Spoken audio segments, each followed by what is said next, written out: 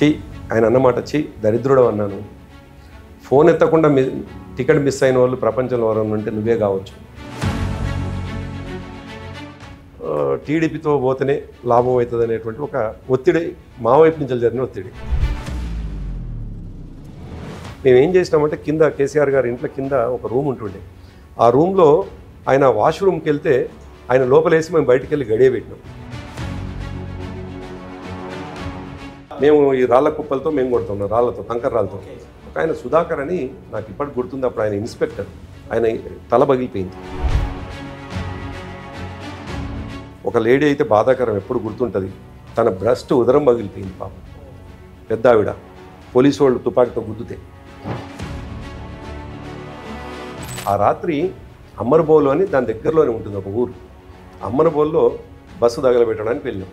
రాత్రి 9:30 అవుతుంది, ఇద్దరమే, ఇంకొక మనిషి లేరు, ఆయన నేను. అతను ఏం చేసిండు, పెట్రోల్ని బస్సులో పోసి అగ్గిపెట్టతో పెట్టేసి నిప్పు పెట్టిండు. అది పెట్రోల్ కొద్దిగా ఎక్కువ ఉండడంతో అది భగ్గుమని పేలి పగిలిపోయింది.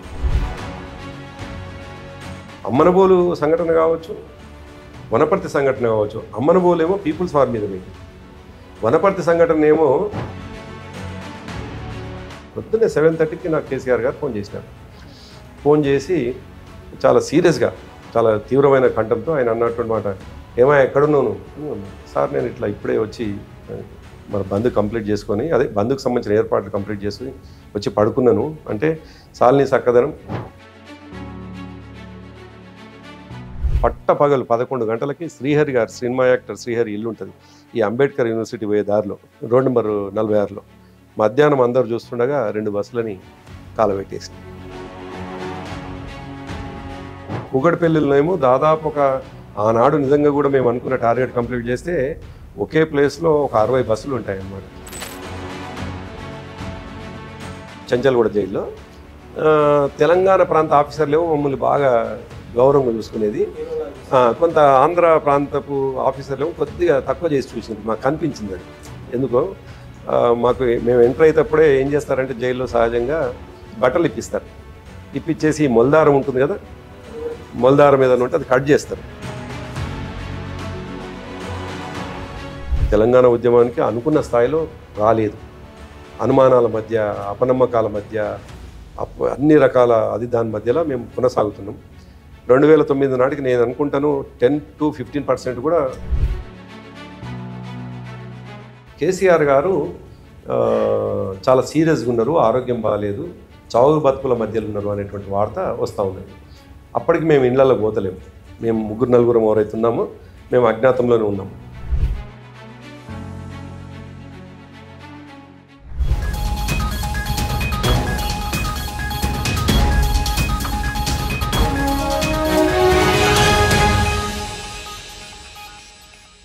Hi, hello, welcome to ABP దేశం. డిసెంబర్ నెల అంటే టీఆర్ఎస్ శ్రేణుల్లో కావచ్చు, ఇప్పుడు ప్రస్తుతం ఉన్న బీఆర్ఎస్ పార్టీలో ఒక ముఖ్యమైనటువంటి ఘట్టాలు జరిగినటువంటి నెల. నవంబర్, డిసెంబర్ ఈ 2 నెలలు కూడా బీఆర్ఎస్ కార్యకర్తలు, నేతలు గతంలో వాళ్ళు చేసినటువంటి ఉద్యమ కార్యాచరణను గుర్తు చేసుకున్నటువంటి కాలంగా చెప్పవచ్చు.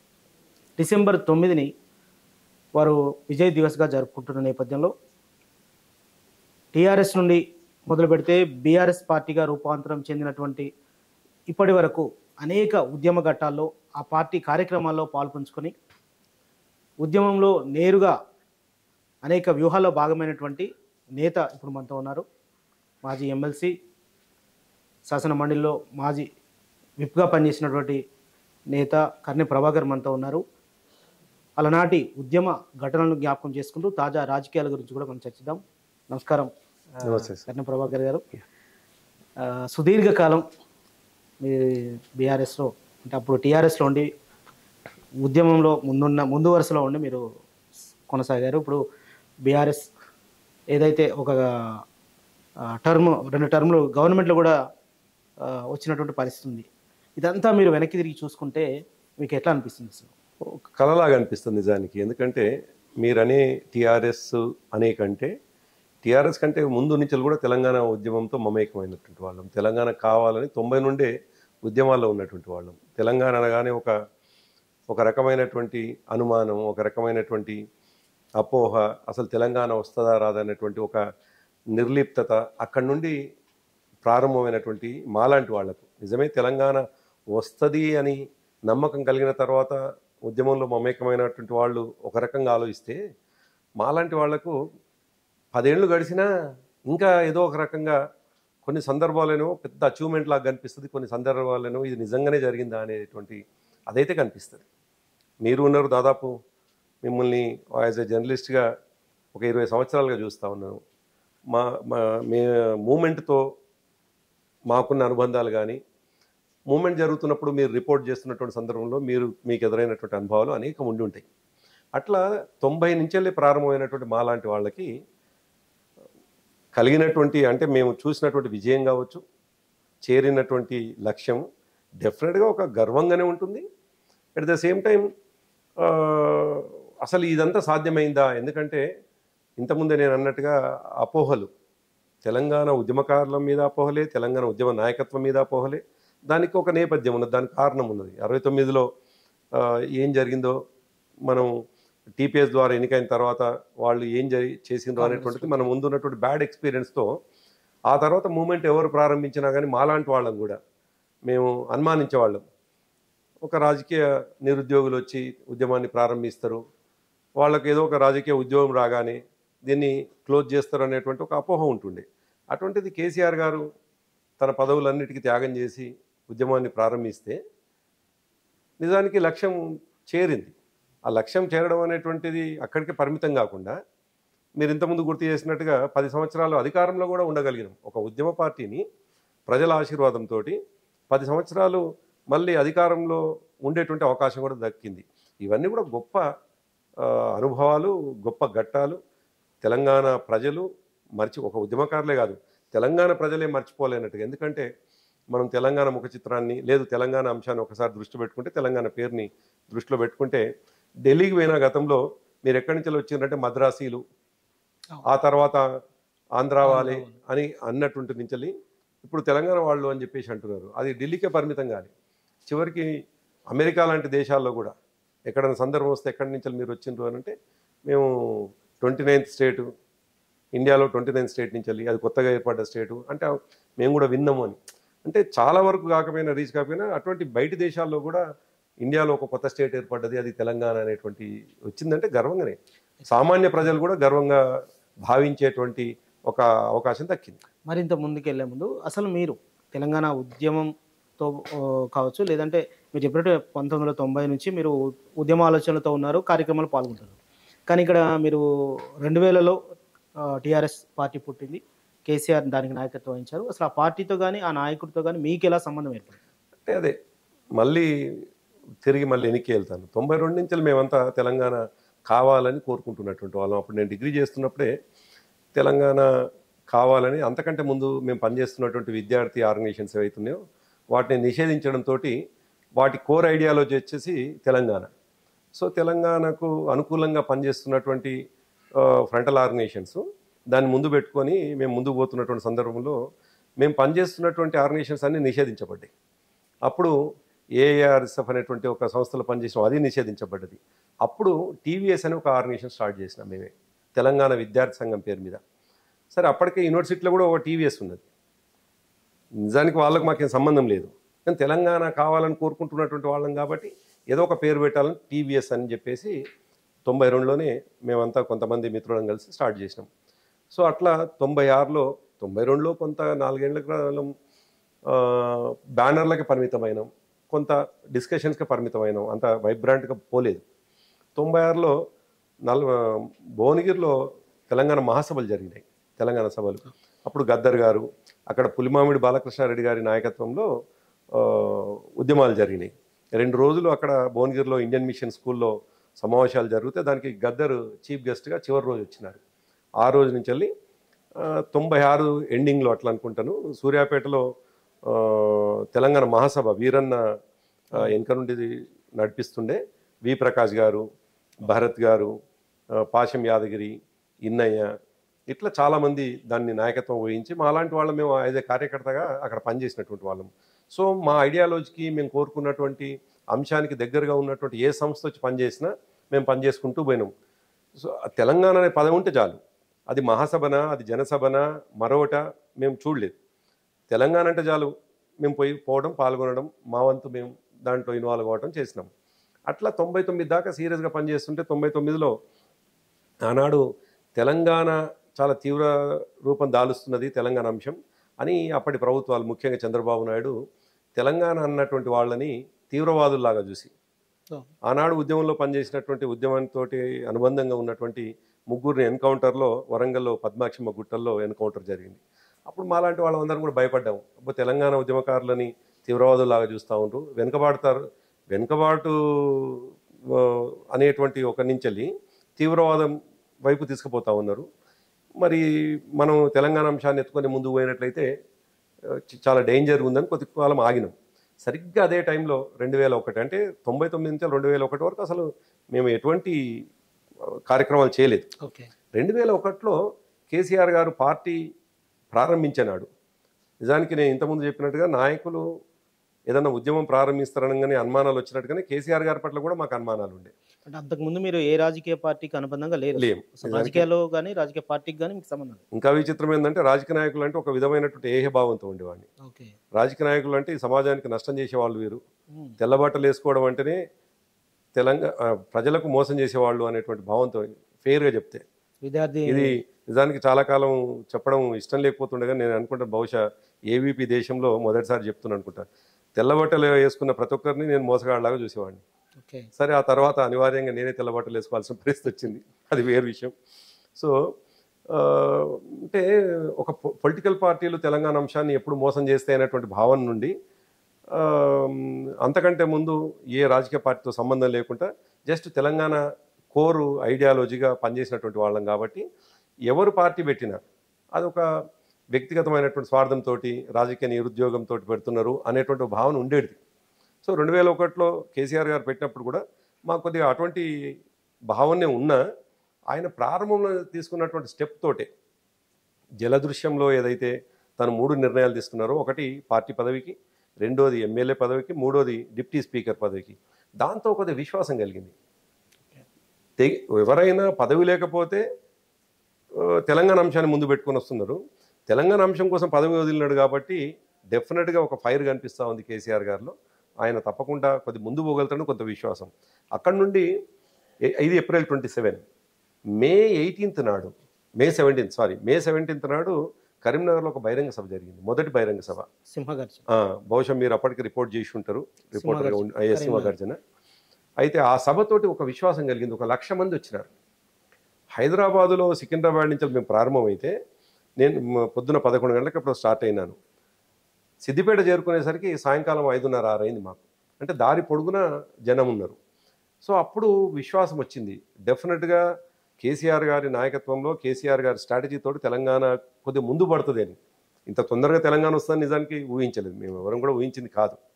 కేసీఆర్ గారికి ప్రతిరోజు ఆయన ఆప్టిమిస్టిక్గా ఉండేవాడు. ప్రతిరోజు ఆయన ఒక అనుకూలమైనటువంటి వాతావరణాన్ని క్రియేట్ చేసుకొని తెలంగాణ రేపు వస్తుంది, ఎల్లుండి వస్తుంది అనేటువంటి మాటలు చెప్పేవాడు మాకు. సరే ఆయన ముందు కూర్చున్నప్పుడేమో మాకు తెలంగాణ రోజు వస్తున్నట్టు అనిపించేది, బయటకు వచ్చినాక ఆశ్చర్యం కలిగేది. సో అట్లా మే 17 నాడు జరిగినటువంటి సభతో మాకు పూర్తి స్థాయి విశ్వాసం ఉంది. అట్లా కేసీఆర్ గారితో ఆ తర్వాత మేము అనుబంధం కొనసాగింది. అసలు ఫస్ట్ ఎప్పుడు కలిసారు మీరు కేసీఆర్ని? అప్పుడు మిమ్మల్ని తీసుకెళ్ళింది ఎవరు? ఆయన మిమ్మల్ని చూసి ఏమన్నారు? కరెక్ట్, 27 తర్వాత. అంటే అంతకుముందు కేసీఆర్ గారిని చాలా సందర్భాల్లో పోతున్నాను, మందిలో కలుస్తున్నాం. 27 పార్టీ పెట్టిన తర్వాత మొట్టమొదటిసారిగా బహుశా మే మొదటి వారంలో అనుకుంటాను కేసీఆర్ గారిని కలిస్తే, 27 ఏప్రిల్ నాడేమో జలదృశ్యంలో ఉన్నాను నేను, కానీ కేసీఆర్ గారికి నేను తెలియదు, కేసీఆర్ గారిని దూరంకి వెళ్ళి చూసినాను నేను. మే మొదటి వారంలో కేసీఆర్ గారి ఇంటికి వెళ్ళి మేము పరిచయం చేసుకున్నాను, విద్యార్థి నాయకుడిని, విద్యార్థి రాజకీయాలకు వచ్చాను మేము అని పరిచయం చేసుకుంటే వారు పేర్లు అడిగి తెలుసుకున్నారు. పేరు అడగడమే, ఆయన గుర్తుపెట్టుకున్నట్టున్నారు.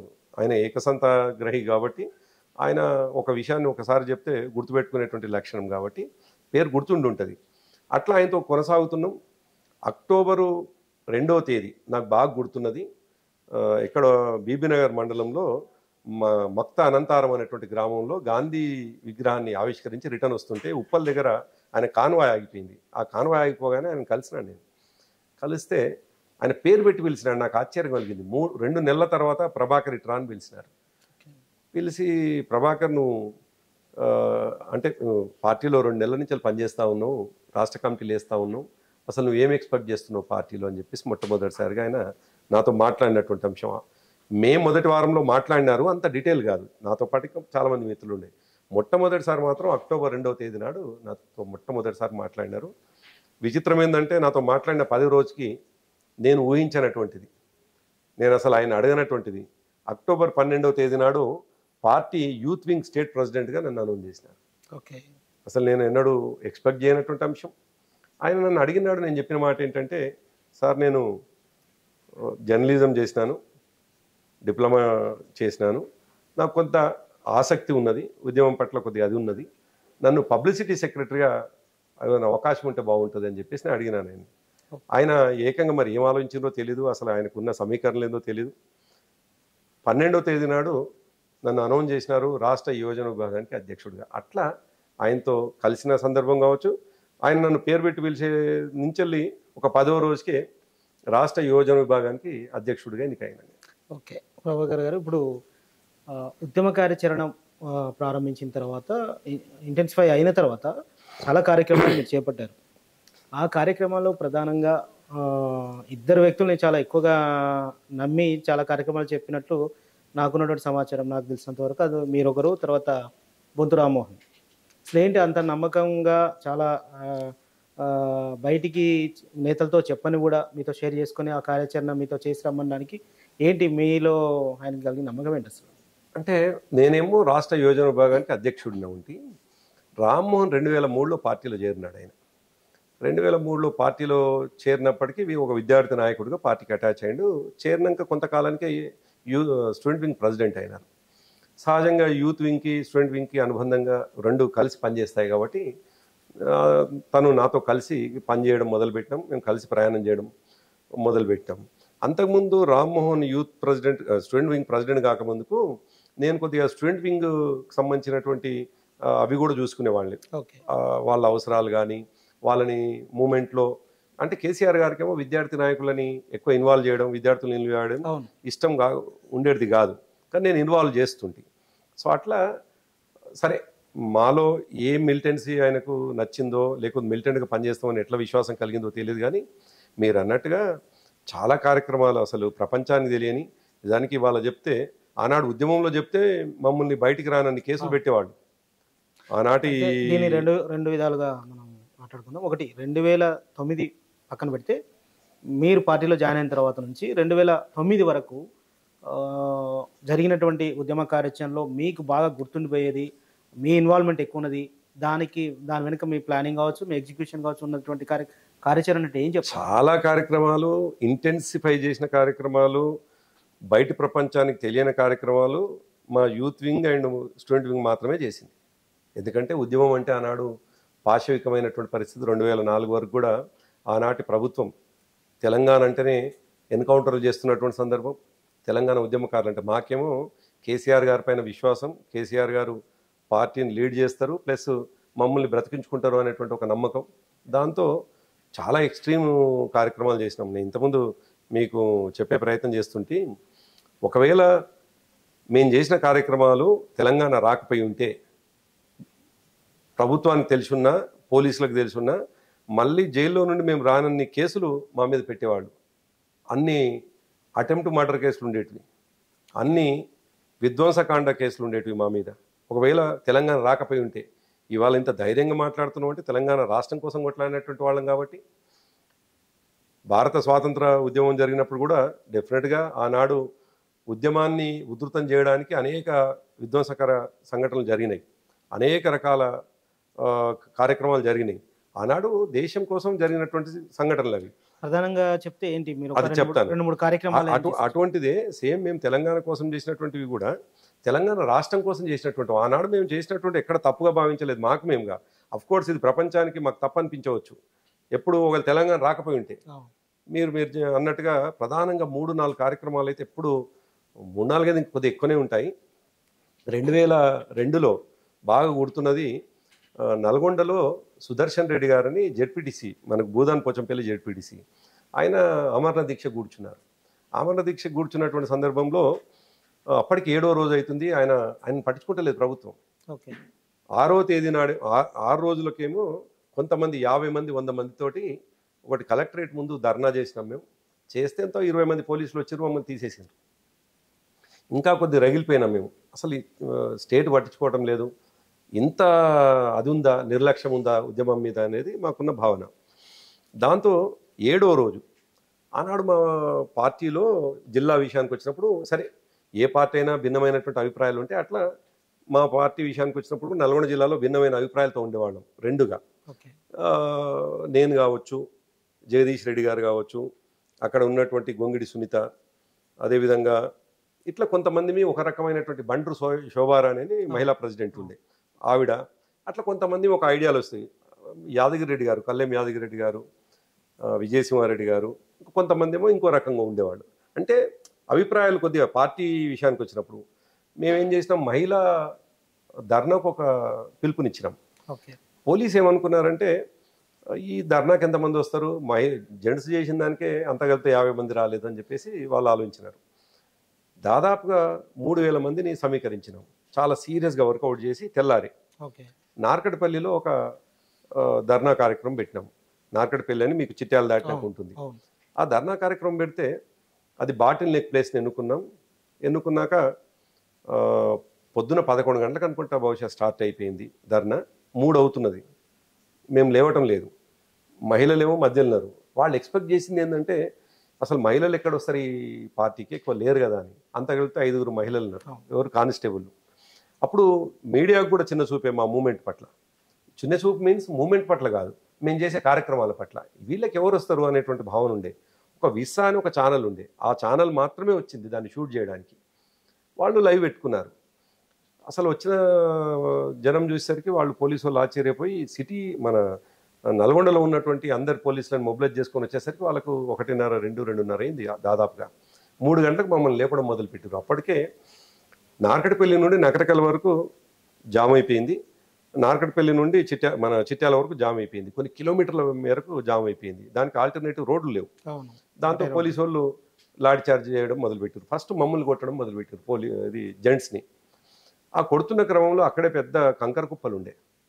ఆ కంకర కుప్పలతోటి నిజంగా చాలా ఎంత ఆశ్చర్యకరం అంటే, ఆ రోజు ఆంధ్ర ప్రాంతానికి పోతున్నటువంటివి కానీ ఆంధ్ర రిజిస్ట్రేషన్తో ఉన్నటువంటి ఏ ఒక్క వాహనానికి అద్దాలు లేకుంటే దాదాపు 150 పైన వాహనాలు ధ్వంసం జరిగింది. ఆ జరుగుతున్నటువంటి సందర్భంలో కేసీఆర్ గారు ఫోన్ చేసినారు జగదీష్ రెడ్డి గారికి. నా ఫోన్ ఏమో నా దగ్గర లేదు. జగదీష్ రెడ్డి గారికి చేస్తే ఆయన నాకు తీసుకొచ్చి సార్ మాట్లాడుతుంటుంటే నేను అప్పటికే చాలామంది గాయాలైనవి, చాలా ఎమోషనల్గా ఉంటే అప్పుడు నా వయసు 32 సంవత్సరాలు 33 సంవత్సరాలు అంతే, 32 సంవత్సరాలు. ఎమోషనల్గా ఉంటే కేసీఆర్ గారు ఫోన్ చేసినా నేను ఫోన్ ఎత్తటం లేదు. జగదీష్ రెడ్డి ఫోన్ తీసుకొచ్చి నా చౌకాడ పెడితే ఫోన్ తీసేసినాను. కేసీఆర్ గారి పట్ల అమితమైన గౌరవం ఉంటుంది కాబట్టి ఆయన చెప్తే వినాల్సి వస్తుంది అని. అప్పటికే ఆయన ఫోన్లో నన్ను కోప్పడుతున్నాడు. నాకు వినపడుతున్నది, ప్రభాకర్ నువ్వు తప్పు చేస్తున్నావు, ఈ మూమెంట్ అంతా కూడా పక్కదారి పోతుంది, మీరు తప్పు చేస్తున్నారు అని ఆయన చాలా సీరియస్గా అంటున్నాడు. నాకు వినపడుతుంది, కానీ నేను విననట్టుగా చేసి చాలా పెద్ద విధ్వంసం జరిగింది, మామూలు కాదు. అయితే దాదాపు 75 నుండి 100 మంది మహిళలకు గాయాలైనవి. ఒక పోలీస్ ఆఫీసర్ సుధాకర్ అని, పోలీసులు లాఠీ చార్జ్ చేస్తున్నారు, ఇటువైపు మీరు మా దాడులు జరుగుతాయి. మేము ఈ రాళ్ల కుప్పలతో మేము కొడుతున్నాం, రాళ్లతో, కంకర రాళ్ళతో. ఒక ఆయన సుధాకర్ అని నాకు ఇప్పటికి గుర్తుంది. అప్పుడు ఆయన ఇన్స్పెక్టర్, ఆయన తల పగిలిపోయింది, చాలా పెద్ద గాయాలైనవి. పోలీసులు 20-25 మంది వాళ్ళు గాయపడ్డారు. ఉద్యమకారులు 75 నుండి 100 మంది మహిళలు. ఒక లేడీ అయితే బాధాకరం, ఎప్పుడు గుర్తుంటుంది, తన బ్రెస్ట్ ఉదరం పగిలిపోయింది పాపం, పెద్ద ఆవిడ. పోలీసు వాళ్ళు తుపాకీతో గుద్దుతే ఇక దాంతో అసలు మేము బాగా అదైపోయాను. అసలు ఏంది ఇంత దుర్మార్గంగా పోలీసులు. సరే ఆఫ్ కోర్స్ వాళ్ళేమో ఈనాడు మనకు అనిపిస్తుంది, ఆనాడు అట్లా అనిపించింది, కానీ ఇప్పుడు అనిపిస్తుంది వాళ్ళ డ్యూటీలో భాగంగా వాళ్ళు చేసి ఉంటారు అనేటువంటిది. దాంతో మేము బాగా రగిలిపోయి అప్పటికి వీళ్ళని మందాడి సత్యనారాయణ రెడ్డి గారిని, ఎల్మినేటి కృష్ణారెడ్డి గారిని, అదేవిధంగా జగదీష్ రెడ్డి, కూతురు లక్ష్మారెడ్డి, భీమిడి యాదిరెడ్డి, ఇట్లా చాలామంది సీనియర్ నాయకులని అరెస్ట్ చేసి జైల్లో వేసినారు, పోలీస్ స్టేషన్కి పంపించినారు. ఆ రాత్రి కుస్మ జగదీష్ అని చెప్పేసి వరంగల్ జిల్లాకు సంబంధించిన మొన్న జెడ్పీ చైర్మన్ కూడా చనిపోయినారు. ఆయన నాతో పాటు ఉద్యమంలో చాలా సీరియస్గా వర్క్ చేసినాడు ఆయన. మేమిద్దరం కలిసి ప్లాన్ చేసుకున్నాం, ఏదో ఒకటి చేయాలి రాత్రికి, ఏది చేయకపోతే ఈజీగా అదైపోతుంది, పోలీసులు చేసిన దాడికి రిటాలియేషన్ ఉండకపోతే, ఎదురు దాడి లేకపోతే ఇబ్బంది అవుతుందని ఇద్దరు మేము ప్లాన్ చేసుకొని ఆ రాత్రి అమ్మనబోలు అని దాని దగ్గరలోనే ఉంటుంది ఒక ఊరు. అమ్మనబోల్లో బస్సు తగలబెట్టడానికి వెళ్ళాం. రాత్రి 9:30 మీరిద్దరే? ఇద్దరమే, ఇంకొక మనిషి లేరు, ఆయన నేను. ఇండికా కార్, నా కారు అప్పుడు ఎస్టీమ్ అని ఒక కారు ఉంటుండే, దాన్ని పక్కకు పెట్టేసి గుర్తుపడతారని ఒక ఇండికా కార్ తీసుకొని వెళ్ళినాం. పోయినాం రాత్రి 9:30 ఆ ప్రాంతాన బస్సు వచ్చింది, ఆగింది నైట్ హాల్ట్కి. వెన్నెల రాత్రి బాగా గుర్తున్నది. బస్సులో ఆయన ఏం చేసినాడు, పెట్రోల్ ఎక్కువ పోసినాడు. పెట్రోల్ ఎక్కువ పోసినాడు. ఆ డ్రైవర్ కండక్టర్నేమో నా చేతికి ఇచ్చినాడు ఆయన. మమ్మల్ని ఏమనుకుంటున్నారు, ఆ డ్రైవర్ కండక్టరు పీపుల్స్ వార్ వాళ్ళు అనుకుంటున్నారు మమ్మల్ని. పీపుల్స్ వార్ వాళ్ళు అప్పటి కొద్దిగా పీపుల్స్ వార్ ప్రభావం ఉంది. 2004 వరకు ఇంకా చర్చలు జరగలే కదా, తెలుగుదేశం ప్రభుత్వమే ఉన్నది, చర్చలు జరిగినాయి. అప్పటికి కొద్దిగా ఇంటెన్సిఫై అయి ఉన్నది, చాలా తీవ్రంగానే పనిచేస్తున్నది. అందులో మా దగ్గర 2 దళాలు ఉంటుండే, ఒకటి రాచకొండ దళం, రెండోది ఆలేరు దళం, మూడోది కృష్ణపట్టి దళం అని 3 దళాలు ఉంటుండే. సో వాళ్ళ ప్రభావం బాగానే ఉంటుండే. సో వాళ్ళు ఎప్పుడైతే ఇద్దరు కండక్టర్ని డ్రైవర్ నా చేతికి ఇచ్చిండో, నేను కింద పట్టుకొని వెయిట్ చేస్తున్నాను. అతను ఏం చేసిండు, పెట్రోల్ని బస్సులో పోసి అగ్గిపెట్టతో పెట్టేసిండు, నిప్పు పెట్టిండు. అది పెట్రోల్ కొద్దిగా ఎక్కువ ఉండడంతో అది భగ్గుమని పేలి పగిలిపోయింది. బస్సు చాలా ఇట్లా పేలిపోయింది. నాకు గుర్తుండేటువంటి డీజిల్ ట్యాంక్ డీజిల్. అయితే ఆయన బస్సులో నుండి కాలిపోతూ బయటకు దించింది కుసుమ జగదీష్. సరే ఆ నిమిషానికి మాకు అర్థం కాలేదు. వాళ్ళని నా చేతిలో ఉన్నటువంటి వాళ్ళని వదిలిపెట్టేసి వాళ్ళు పాపం బతిలాడుతున్నారు. ఒక ఆయన్నేమో పాపం ఉన్నాడో లేడో, ఇప్పుడు దాదాపు 20 ఏళ్ళ క్రితం జరిగిన సంఘటన. ఆయన, సార్ నా బిడ్డ పెళ్లి, నన్ను ఏం చేయకండి, మాది తుమ్మలగూడెం అని వాళ్ళ ఊరట, మా తుమ్మలగూడెం ఊరు, నా బిడ్డ పెళ్లి ఇంకో 15 రోజులకు ఉంది, నన్ను ఏం చేయకండి అని వాళ్ళని కూడా ఏమైనా చేస్తారని భయపడుతున్నారు వాళ్ళు. సరే మేమేం చెప్తున్నామంటే వాళ్లకు ముందే ప్లాన్ చేసుకున్నాం. వాళ్లకు మనం ఎందుకు చేస్తున్నాం అనేది అర్థం కావాలి. మళ్ళీ ఎక్స్ట్రీమ్ వేరే వాళ్ళు చేసిరు అన్నట్టు ఉండొద్దు అని మేము అనుకున్నటువంటిది. ఏం లేదా, రాజ్యం ఇంత దుర్మార్గంగా ఉన్నది. మా సుదర్శన్ రెడ్డి ఇప్పటికీ 7 రోజుల సంధి దీక్ష చేస్తున్నాడు, ఆయన పోలీసులు పట్టించుకుంటలేరు, ప్రభుత్వం పట్టించుకుంటలేదు, దాన్ని నిరసనగా తగలబెడుతున్నామని మేము, వాళ్ళకి అర్థం కాలేదు. వాళ్ళు ఈ టెన్షన్లో ఉన్నారు, అంతే కదా, బస్సు తగలబడే టెన్షన్లో ఉన్నారు. అక్కడి నుంచి తగలబడి అది పేలిపోయింది. ఆయన దుంకినాడు అందులోకి వెళ్ళి. అక్కడి నుంచి చాలా దూరం, ఒక 1/2 కిలోమీటర్ నడుచుకుంటూ వచ్చి అక్కడి నుంచి వెళ్ళి అక్కడ కారు పార్క్ చేసినాం చాలా దూరంలో. ఎందుకంటే జనము అక్కడే కార్ పార్క్ చేస్తే బయటకు వచ్చి చూసేసరికి మా నెంబర్ గుర్తుపడతారు అని దూరంగా పార్క్ చేసినాం. అసాఫ్ నగర్ అని ఒక కాలు ఉంటుంది, దాని పక్కన పార్క్ చేసినాం. అక్కడి నుంచి వెళ్ళి దాటి గుండ్రాంపల్లి అనే ఒక దాబా దగ్గరకు వచ్చి భోజనానికి ఆర్డర్ చేసినాం. ఆర్డర్ చేసినప్పుడు ఈయన చేయి కడుక్కోవడానికి లేచి చూస్తే అప్పుడు కనిపిస్తుంది ఆయన శరీరం మొత్తం కాలిపోయింది, కుసుమ జగదీష్ది. అది నాకు బాగా జీవితంలో, ఎందుకంటే ఏదన్నా చిన్న మిస్ఫైర్ అయిన ఉంటే నా తోటి ఉద్యమకారుని పోగొట్టుకునేవాడిని అవుతుంటే, ఎప్పుడు కూడా కొంత అది మనసుకు బాధ కలిగేటువంటి అంశం ఉంటుండే. సో అట్లా ఈ ఒక్క సంఘటన కాదు. జరిగిన తర్వాత మరి ఏంటి, మీకు పార్టీ అధ్యక్షుడి నుంచి, కేసీఆర్ దగ్గర నుంచి లేదు, అంటే ఆయన అప్పటి కోపంతో ఉన్నాడు మా పైన, చాలా కోపంతో ఉన్నాడు కేసీఆర్ గారు. ఆయనకున్న అదేంటంటే కేసీఆర్ గారికి 69 ఉద్యమము ఫలితాలు, 360 మంది చనిపోయడము, ఆ తర్వాత చనిపోయినటువంటి విద్యార్థుల కుటుంబ పెద్దలు, ఊర్లో ఉద్యమకారుడు ఉంటే వాని మీద మన్నెత్తిపోయటము, ఇదంతా ఆయనకు ప్రత్యక్షమైనటువంటి గుర్తు, ఆయన గుర్తులున్నాయి. ఈ ఉద్యమం పక్కదారి పడుతుంది, హింస వైపు పోవద్దు అనేది ఆయన బలంగా నమ్ముకున్నాడు. ఆ తర్వాత నేను 10 రోజులకు కానీ ఆయన కలవలే, కలిస్తే తిడతాడు అనేటువంటిది కంపల్సరీ. అప్పటికే నాకు ఫోన్లో కోప్పడతా ఉన్నాడు. 10 రోజులు కాకపోవచ్చు, 5-6 రోజుల తర్వాత ఆయన ఉంటాను. ఆయన పోయిన తర్వాత ఎంతైనా కొద్దిగా చల్లబడింది కాబట్టి పోయిన తర్వాత కొద్దిగా కోప్పడ్డాడు. అది కాదయ్యా, మనం అనుకున్న లక్ష్యం వేరు, మీరు చేసింది వేరు అంటే, సరే కేసీఆర్ గారి ముందు మేము అన్నాడు పెద్దగా మాట్లాడినటువంటి వాళ్ళం కాదు, ఆయన ఏం చెప్తే అదే విన్నటువంటి వాళ్ళం కాబట్టి, ఇది జగదీష్ రెడ్డి మేమందరం ప్రత్యక్షంగా ఉన్నటువంటి వాళ్ళం, ఆయన కూడా కొంచెం సరి చెప్పిండు. అట్లాగా సార్ అక్కడ ఉన్నటువంటి ఎమోషనల్ సిచ్యువేషన్లో ఇది ఎట్లా పోవాల్సి వచ్చిందంటే, వీళ్ళు ఒక 10 రోజులు జైల్లో ఉన్నారు. కూతురు లక్ష్మారెడ్డి వీళ్ళందరూ జైల్లో ఉన్నారు. వీళ్ళందరినీ జైలుకి వెళ్ళి విడుదలైనక వీళ్ళందరినీ తీసుకొని సార్ దగ్గర పోయినప్పుడు జరిగినటువంటి సంఘటన. సో అది బాగా గుర్తుండేటువంటి, అదొక్కటే కాదు, ఇప్పుడు నేను చెప్పినటువంటి సన్నివేశాలు దాదాపుగా 2009 వరకు ఒక 8-10 సన్నివేశాలు. వనపర్తిలో ఒకటి సంఘటన జరిగింది, అది పెద్ద సంఘటన. వనపర్తిలో ఏం చేశారు? వనపర్తిలో సేమ్ ఇటువంటిదే సుధాకర్ గారు.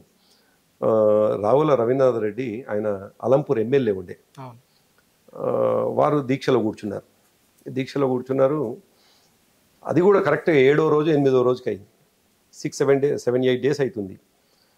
నేను స్టేట్ యూత్ ప్రెసిడెంట్ ఉండి కేఎస్ రత్నం గారు పార్టీ జనరల్ సెక్రటరీ ఉండే, ఆయన చేవెళ్ళ ఎక్స్ఎంఎల్ఏ, మీకు ఐడియా ఉండి ఉంటుంది. ఆయన ఇద్దరం కలిసి మహబూబ్నగర్ జిల్లా అంతా తిరిగేసి వచ్చినాం. ఈ ఆయన దీక్షలో కూర్చుంటే ఏర్పాట్లకు సంబంధించి ఎప్పుడో రాత్రి తెల్లవారుజామున 3 గంటలకు వచ్చి పడుకున్నాను నేను. ప్రొద్దున్నే 5:36 ఆ ప్రాంతాన ఫోన్ మోగుతున్నది, 6 o'clock. నేను అప్పుడే వచ్చి పడుకున్నా, మళ్ళీ ఏందబ్బా ఫోన్ అని చూసేసరికి కేసీఆర్ గారి ఇంటి నుండి ఫోన్ వస్తున్నది. నేను ఫోన్ ఎత్తగానే హరీష్ రావు గారు ఫోన్, ప్రభాకర్ అన్న నేను హరీష్ని మాట్లాడుతున్నా అన్నారు. అన్న చెప్పండి అని అంటే, ఏం లేదు ఆమె పారిజాతం వచ్చి ఏడుస్తున్నది అన్నారు. అంటే నాకు షాక్ అంది, అసలు ఎవరు పారిజాతం? లేవగానే ఫస్ట్ ఫోను మనకు అందులో కొద్దిగా మబ్బుగా ఉంటుంది కదా, ఎవరన్నా పారిజాతం ఎవరంటే, అయ్యో రావుల రవీంద్ర రెడ్డి గారి వైఫ్, ఆమె డాక్టర్ గారు, ఆమె వచ్చి ఇంటికాడ ఏడుస్తున్నది, ఏడ్చేంత అది ఉన్నది అని అంటే, ఎందుకన్నా అంటే మా భర్త చనిపోయేంత వరకు మీరు పట్టించుకోరా, ఆయన ఇప్పటికీ 7-8 రోజులు అవుతుంది దీక్షలో ఉండి, మీరు పట్టించుకోకపోతే ఎట్లా అని కొద్దిగా బాధపడుతుంది, ఏడుస్తున్నది అని. మరి ఏం చేద్దామన్నా అంటే, సరే ఏం చేద్దాం అనేది సార్కి ఇష్టం లేని అంశాలు కొన్ని ఉంటాయి, కానీ మనమైతే సార్కి తెలియకుండా కొన్ని తప్పలు చేయక, మీరు ఏం చేస్తారో తెలియదు, సాయంకాలం 7:30కి తేజానా జెమ్నీ నాకు బాగా గుర్తులేదు, జెమ్నీ అనుకుంటున్నా, జెమ్నీ వార్తలు ఉండేప్పుడు. అయితే 7:30 వార్తల్లో ఏదన్నా ఒక వార్త రావాలి అన్నారు. అంటే ఏంది అని అంటే, ఇంక నీకు తెలియంది ఏముంది, వార్త రావాలి అన్నారు. అంటే మీరు మాత్రం కేసీఆర్ గారు తెలియకుండా కోడ్ భాషలో మీ కార్యక్రమాలు మీరు చేసుకుంటున్నాం. ఆయన ఆ మాట అన్నాక, సరే అన్న ఇక మీరు చెప్పినారు కదా ఖచ్చితంగా, అంటే ఇది కేసీఆర్ గారికి తెలియదు, ఇది ఆయన చెప్పిన మాట ఆయన ఒప్పుకోడు, అసలు హింసకు వ్యతిరేకమైన. సరే మళ్ళీ 6:37 బయలుదేరినాం ఇక్కడి నుంచి. దాదాపు 8-10 మంది, దాంట్లో ఇప్పుడు నేను చెప్పిన కుస్మ జగదీష్ కూడా ఆయన ఉన్నారు. కొత్త కోట ఏరియా, ఇవన్నీ ఏరియాస్ అన్ని రెక్కి చేసుకున్నాం చాలాసేపు. ఆల్మోస్ట్ మధ్యాహ్నం దాటింది. మధ్యాహ్నం అంతా కూడా మందితో కూడిన బస్సులు వస్తూ ఉన్నాయి. అప్పుడు ఏంటి అసలు బస్సుల్ని అనే టార్గెట్ ఏంటో నేను చెప్తాను మీకు. అంటే ఒక్క టీఆర్ఎస్గా మేమో మరొకరు కాదు, ప్రభుత్వం మీద ఏదన్నా నిరసన ఉంది అని అంటే ఏ ఉద్యమకారుడైనా, అది ఎక్స్ట్రీమ్ ఉద్యమకారుడు కావచ్చు, నేను అంటే వాళ్ళ అధికారంలో కాంగ్రెస్ పార్టీ కావచ్చు, రాజకీయ పార్టీ కావచ్చు, వాళ్ళకి ఇమీడియట్గా కనిపించేది ప్రభుత్వం మీద మనం నిరసన తెలిపేటువంటి ఒకే ఒక అవకాశం బస్సుని టార్గెట్ చేస్తూ అనేక సందర్భాల్లో మేం చేసినటువంటిది కాదు, సహజంగా చేసినటువంటి గ్రూప్స్ కూడా అవే బస్సులు టార్గెట్ చేస్తాయి. ఎగ్జాక్ట్లీ అట్లా బస్సు అనేటువంటిది మేము టార్గెట్ చేసుకున్నాం. ఏ బస్సు చూసినా బాగా జనంతో ఉంటున్నారు. అప్పటికి 6 దాటిపోతుంది, మా టార్గెట్ 7:30 వరకు కంప్లీట్ కాకపోతే ఎట్లా అనేది కొద్దిగా అది అవుతున్నాం. సరిగా అది ఏమన్నా కానీ అనుకుని 6:30 చీకటి పడుతుంది. ఎక్కడో ఎందుకు కొత్తకోట బస్ స్టాండ్ని మేము సెలెక్ట్ చేసుకున్నాం. కొత్తకోట ఏంటంటే అది ఆయన రావుల రవీంద్ర రెడ్డి గారి నేటివ్ ప్లేస్. ఆయన ఎమ్మెల్యే ఆలంపూర్ ఉన్నా కానీ నేటివ్ ఇక్కడే. హాస్పిటల్ దాని వెనుకని బస్ స్టాండ్. చక్కగా పోయినాం. 7 o'clock. కొన్ని వేల మంది ఉన్నారు. ఆ టైం బాగా ఊర్లలోకి చేరుకునేటువంటి సమయం. ఆ టైంలో దాదాపు 8 మంది బస్ స్టాండ్లోకి పోయినాం. డీజిల్ పెట్రోల్తో పోయినాం. అందరినీ బస్సులో ఉన్నటువంటి వాళ్ళని ఆ నిమిషానికి కొద్దిగా భయందాల్లాగా బస్ డిపోల్ని బస్ స్టాండ్లోనే ఆగినటువంటి బస్సులు, ఇక ఎక్కడో రన్నింగ్లో ఉన్నటువంటి బస్సులు ఎక్కి కూర్చున్నారు. వాళ్ళందరినీ కొద్దిగా బెదిరించేట్లుగా చేస్తే వాళ్ళందరూ దిగిపోయినారు. అయితే అక్కడికి సైకిల్ మీద 2 కానిస్టేబుల్ వచ్చినారు. జనరల్గా ఆ టైంలో పోలీసులు నిఘా కోసం వస్తుంటారు కదా, పహరా కోసం వస్తుండే. ఆ కానిస్టేబుల్ వచ్చి ఉన్నారు. మేము ఇదంతా చేస్తున్నది చూసి అయితే జనమంతా దిగిపోతుంటారు. అప్పటికి వాళ్ళు అనుకున్నారు ఇదేదో ఎక్స్ట్రీమిస్ట్ గ్రూప్ అని చెప్పేసి వాళ్ళు భయపడ్డారు. ఇట్లా మీరు ముఖాలకు గుర్తుపట్ట నేను మాత్రం కట్టుకునేవాడిని, డ్రెస్ కోడ్ ఏమైనా నేను ఒక్కనే కట్టుకునేవాడిని. కొద్దిగా అప్పుడు యూత్ ప్రెసిడెంట్ ఉండి, అయితే ఇంతకుముందు చెప్పిన అమరమూల సంఘటనలో నేను ప్రత్యక్షం, ఎందుకంటే మా జిల్లా అది నన్ను గుర్తుపడతారని. కానీ మా జగదీష్ కట్టుకోలేదు, కుస్మ జగదీష్ అసలు ఆయన ఏం కట్టుకోలేదు, ఆయన గుర్తుపట్టరని. సో ఇక్కడ చేసుకున్నాము. జనాన్ని అంతా దింపిన తర్వాత డీజిల్ పెట్రోల్ పోసి అంటించినాం. అంటే కానీ సరే బస్సు తగలబోతున్నాయి. ఈ కానిస్టేబుల్ని చూడాలి. అప్పుడు వీళ్ళు సైకిల్ అక్కడ పడేసి ఇది ఎక్స్ట్రీమిస్ట్ గ్రూప్ అనుకొని పారిపోతా ఉంటారు అక్కడి నుంచి. నాకు చాలా ఆశ్చర్యం అనిపించింది. అంటే కొన్ని సందర్భాల్లో మనుషులే కదా పాపం, వాళ్ళు పోలీస్ అయితే ఉంది, అనేక చోట్ల పోలీసులను చంపినటువంటి సంఘటనలు కూడా ఉన్నాయి కాబట్టి వాళ్ళ ప్రాణం ఏమైనా అవుతుందేమో అన్న భయంతో వాళ్ళు పారిపోయినారు. మేము అక్కడి నుంచి రిట్రీట్ అయిపోయి చిన్నచింతకుంట మీదుగా మదనపురం, చిన్నచింతకుంట, దేవరకద్ర మీదుగా మహబూబ్నగర్కి వచ్చినాం. అది 3:30-4 ఆ ప్రాంతాన తిరుక్కుంటూ, ఎందుకంటే ఇమీడియట్గా పోతే పోలీసులు పట్టుకుంటారని. సో 3:30, 4 గంటలకు వచ్చి కూర్చున్నాం దీక్షలో. 4:30కు పోలీసు వాళ్ళు వచ్చిండ్రు, ఆయన ఎత్తిండ్రు. మా లక్ష్యం ఏంది, మా నాయకుని కాపాడుకోవాలి. మరి ఈ సంఘటనల్లో ఈ జరిగిన తర్వాత పోలీసుల అభిప్రాయం ఏంటి? ఈ తగలబెట్టిన వాళ్ళు ఎవరు, వాళ్ళని పట్టుకోవాలి, మరి దానికి సంబంధించి తెలంగాణ ఉద్యమం రిలేటెడ్ అని ఏం చేయలేదా? మీరు అన్నట్టు కరెక్ట్. అది అమ్మనబోలు సంఘటనలో అదే జరిగింది. అమ్మనబోలులో బస్సు తగలబడితే పోలీసులు ఏమనుకున్నారంటే, అప్పుడు పీపుల్స్ వార్ బాగా అది ఉన్నది కాబట్టి, ఉధృతంగా ఉంది కాబట్టి, తెల్లవారి ఈనాడు పత్రికలో నాకు బాగా గుర్తున్నది, డిస్ట్రిక్ట్ టాబ్లాయిడ్స్ అప్పటికి వచ్చినట్టు నాకు గుర్తుంది. 2003-2కు వచ్చినాయి. దాంట్లో పీపుల్స్ వార్చే మరో ఘాతుకమని ఈ బస్సు తగలబడుతున్నది ఫోటో వేసిండ్రు. పీపుల్స్ వార్ మీద పంపించారు దాన్ని, ఆ కేసుని. అసలు మేమని ఎవరు ఊహించలేదు. అప్పుడు సీసీ కెమెరాలు లేవు అసలు. ఇక నేను అనుకుంటాను ఈ మధ్యనే ఎక్కడో ఇది రివీల్ చేసిన. నేను నా జీవితంలో ఎప్పుడు ఎవరితో కూడా చెప్పలేదు, చివరికి నా వైఫ్ కూడా చెప్పలేదు ఎప్పుడు జీవితంలో. ఇంకా వాళ్ళకేం అసలే చెప్పాం కదా, భయపడతారని చెప్పేసి అసలు చెప్పాం. ఇంకో స్నేహితుడు కూడా తెలియనియలేదు. అంటే మీ పార్టీలో ఆ టైంలో ఒక ఆరోపణ ఉండేది, అందులో అంతా కూడా మాజీ మావోయిస్టులే ఎక్కువ జాయిన్ అయ్యారని. అంటే ఇదంతా మాజీ పీపుల్స్ వార్ గ్రూప్ లీడర్స్ కావచ్చు, మాజీలు. ఆ కార్యాచరణ ఏంటి అట్లా మరి ప్లానింగ్ కాదు. ఒక్కటేంటంటే తెలంగాణ కావాలని బలమైన కోరిక ఒకటి ఉంటుండే. రెండోది మీరు అన్నట్టుగా మేము విద్యార్థి ఉద్యమాల్లో పనిచేస్తున్నటువంటి సందర్భంలో కొంత ఎక్స్ట్రీమ్గానే పనిచేస్తున్నటువంటి వాళ్ళం కాబట్టి కొద్దిగా ఆ తెగింపు కూడా ఉండేది. అట్లా ఈ చేసిన కార్యక్రమాల్లో మేము అనుకుంది ఏంది, మా లక్ష్యం నెరవేరాలి, మేము చేస్తున్నటువంటి లక్ష్యం పట్ల మేము చిత్తశుద్ధితో ఉండాలి. చేస్తున్న పని ఆ నిమిషానికి తప్పుదే, అది రాజ్యానికి వ్యతిరేకమే, ప్రభుత్వానికి వ్యతిరేకమే, ప్రజలకు నష్టం చేసేది. కానీ మేము అనుకున్న లక్ష్యం నెరవేరాలి అంటే మాత్రం తప్పవు కదా, కొన్ని నష్టాలు తప్పవు కదా అనే దాంట్లో ఉంటుంటిమి. సో అట్లా మీరు ఇంతకుముందు అన్నట్టుగా అమ్మనబోలు సంఘటన కావచ్చు, వనపర్తి సంఘటన కావచ్చు. అమ్మనబోలు ఏమో పీపుల్స్ వార్ మీద పోయింది. వనపర్తి సంఘటన ఏమో గమ్మత్తైన విషయం ఏంటంటే, వాళ్ళు ఏమి ఊహించినారు, రవీంద్రనాథ్ రెడ్డి గారు దీక్ష చేస్తున్నారు. దీన్ని ఎవరు చేస్తే రవీంద్రనాథ్ రెడ్డి గారి అనుచరులు చేస్తారు అనుకుంటారు. నాకు బాగా గుర్తున్నది, తెల్లారి పత్రికల్లో ఒక వార్త వచ్చింది, నేను పేపర్లో చదివినాను. ప్రధాన నిందితుడుగా రవీంద్రనాథ్ రెడ్డి ప్రధాన శిష్యుడి పేరు పెట్టారు. ఆయన శిష్యుడు రవి అని, సోలిపేట రవి అంటారు ఆయన్ని. ఆయన ఇంటి పేరు సోలిపేట. ఆయన కిలాగనపురం మండలం. నేను అప్పుడు ఎంక్వైరీ చేసిన, ఈయన కొత్తగా పెట్టిన పేరు అంటే ఆయన ప్రధాన శిష్యుడు. ఆయనతో పాటు 8 మంది మీద పేర్లు పెట్టారు. ఎందుకంటే మేము పోయింది 8 మంది. 8 మంది అంతా కూడా వాళ్ళు అనుకున్నారు. అసలు వాళ్ళకి ఎవరో తెలియదు పాపం. వాళ్ళ ఆశ్చర్యం, అసలు మా మీద కేసులు పెట్టుడేంది. నేను అనుకుంటే వాళ్ళు కూడా తర్వాత నేను కొంత ఎంక్వైరీ చేస్తే, మరి ఎవరు చేసిరో కానీ మేము అనవసరంగా ఇరుక్కున్నాం కదా అనేటువంటిది వాళ్ళు. సో అట్లా ఒక సంఘటన ఏమో అమ్మనబోల్ పీపుల్స్ వార్ మీద పోయింది, ఇంకో సంఘటన ఏమో రవి అంటే రవీంద్రనాథ్ రెడ్డి గారి శిష్యుల మీద పోయింది. 2 కేసులు కూడా మా మీద కాలేదు. మా మీద అయినటువంటి కేసులు మళ్ళీ ఉన్నాయి. దాదాపు తెలంగాణ ఇంకేమన్నా చేస్తారా ఇట్లా ప్రత్యక్షంగా? చాలా చేస్తామంటున్నాను కదా, ఇక్కడికే పరిమితం కాదు. అంటే ఇంకా విచిత్రం ఏంటంటే, ఇప్పుడు మేము కలిసి దాదాపుగా, మీరు ఒక జర్నలిస్ట్గా, నేను ఒక ఉద్యమకారుడుగా, ఉద్యమ కేంద్రమైనటువంటి తెలంగాణ భవన్లో రోజు కలుసుకునే వాళ్ళం. మీకు తెలియదు, చివరికి నా వైఫ్కే తెలియదు అంటే మీకు తెలిసే అవకాశం ఉండదు. మీకు తెలిసిన మరుక్షణం పోలీసులకు పోతుందని మా భయం. కాబట్టి ఏంటంటే ఈ సంఘటనల వెనుక ప్రధానంగా మీరొకరు, ఆ తర్వాత ముందు రామ్మోహన్ గారు, తర్వాత నేను అడగబోయే ప్రశ్న కూడా, ఇట్లాంటి మీ గ్రూప్ని అసలు అక్కడ ఇట్లా చేయడానికి కూడా ఎవరో ఒకరు బ్యాక్ సపోర్ట్ ఇవ్వాలి కదా.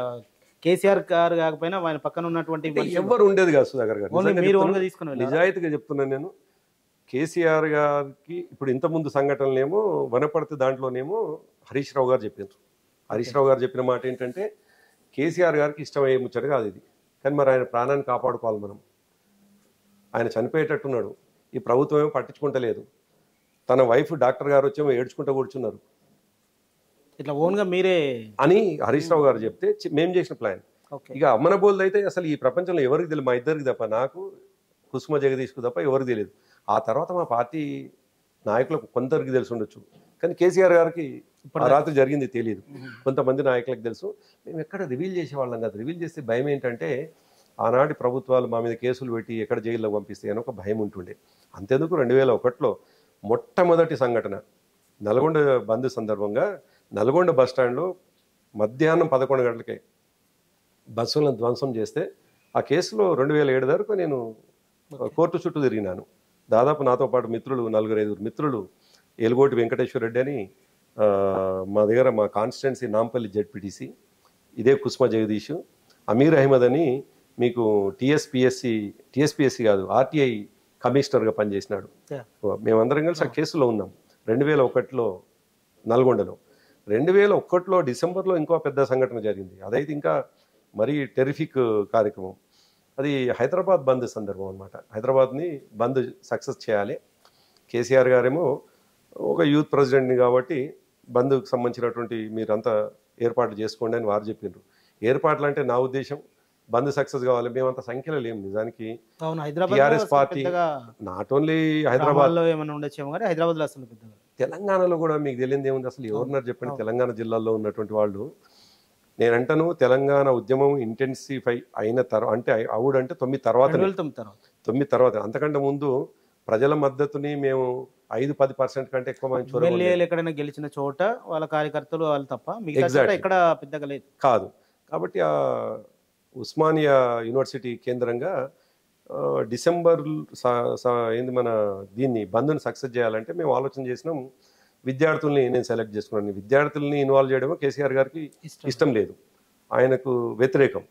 ఎందుకంటే వాళ్ళు కొద్దిగా ఎమోషనల్గా పోతారు, ఇబ్బంది అవుతుందేమో, వాళ్ళ కుటుంబాలు పాడు కావద్దుగా. ఆయన ఉద్దేశం ఏంటంటే మంచి ఉద్దేశం.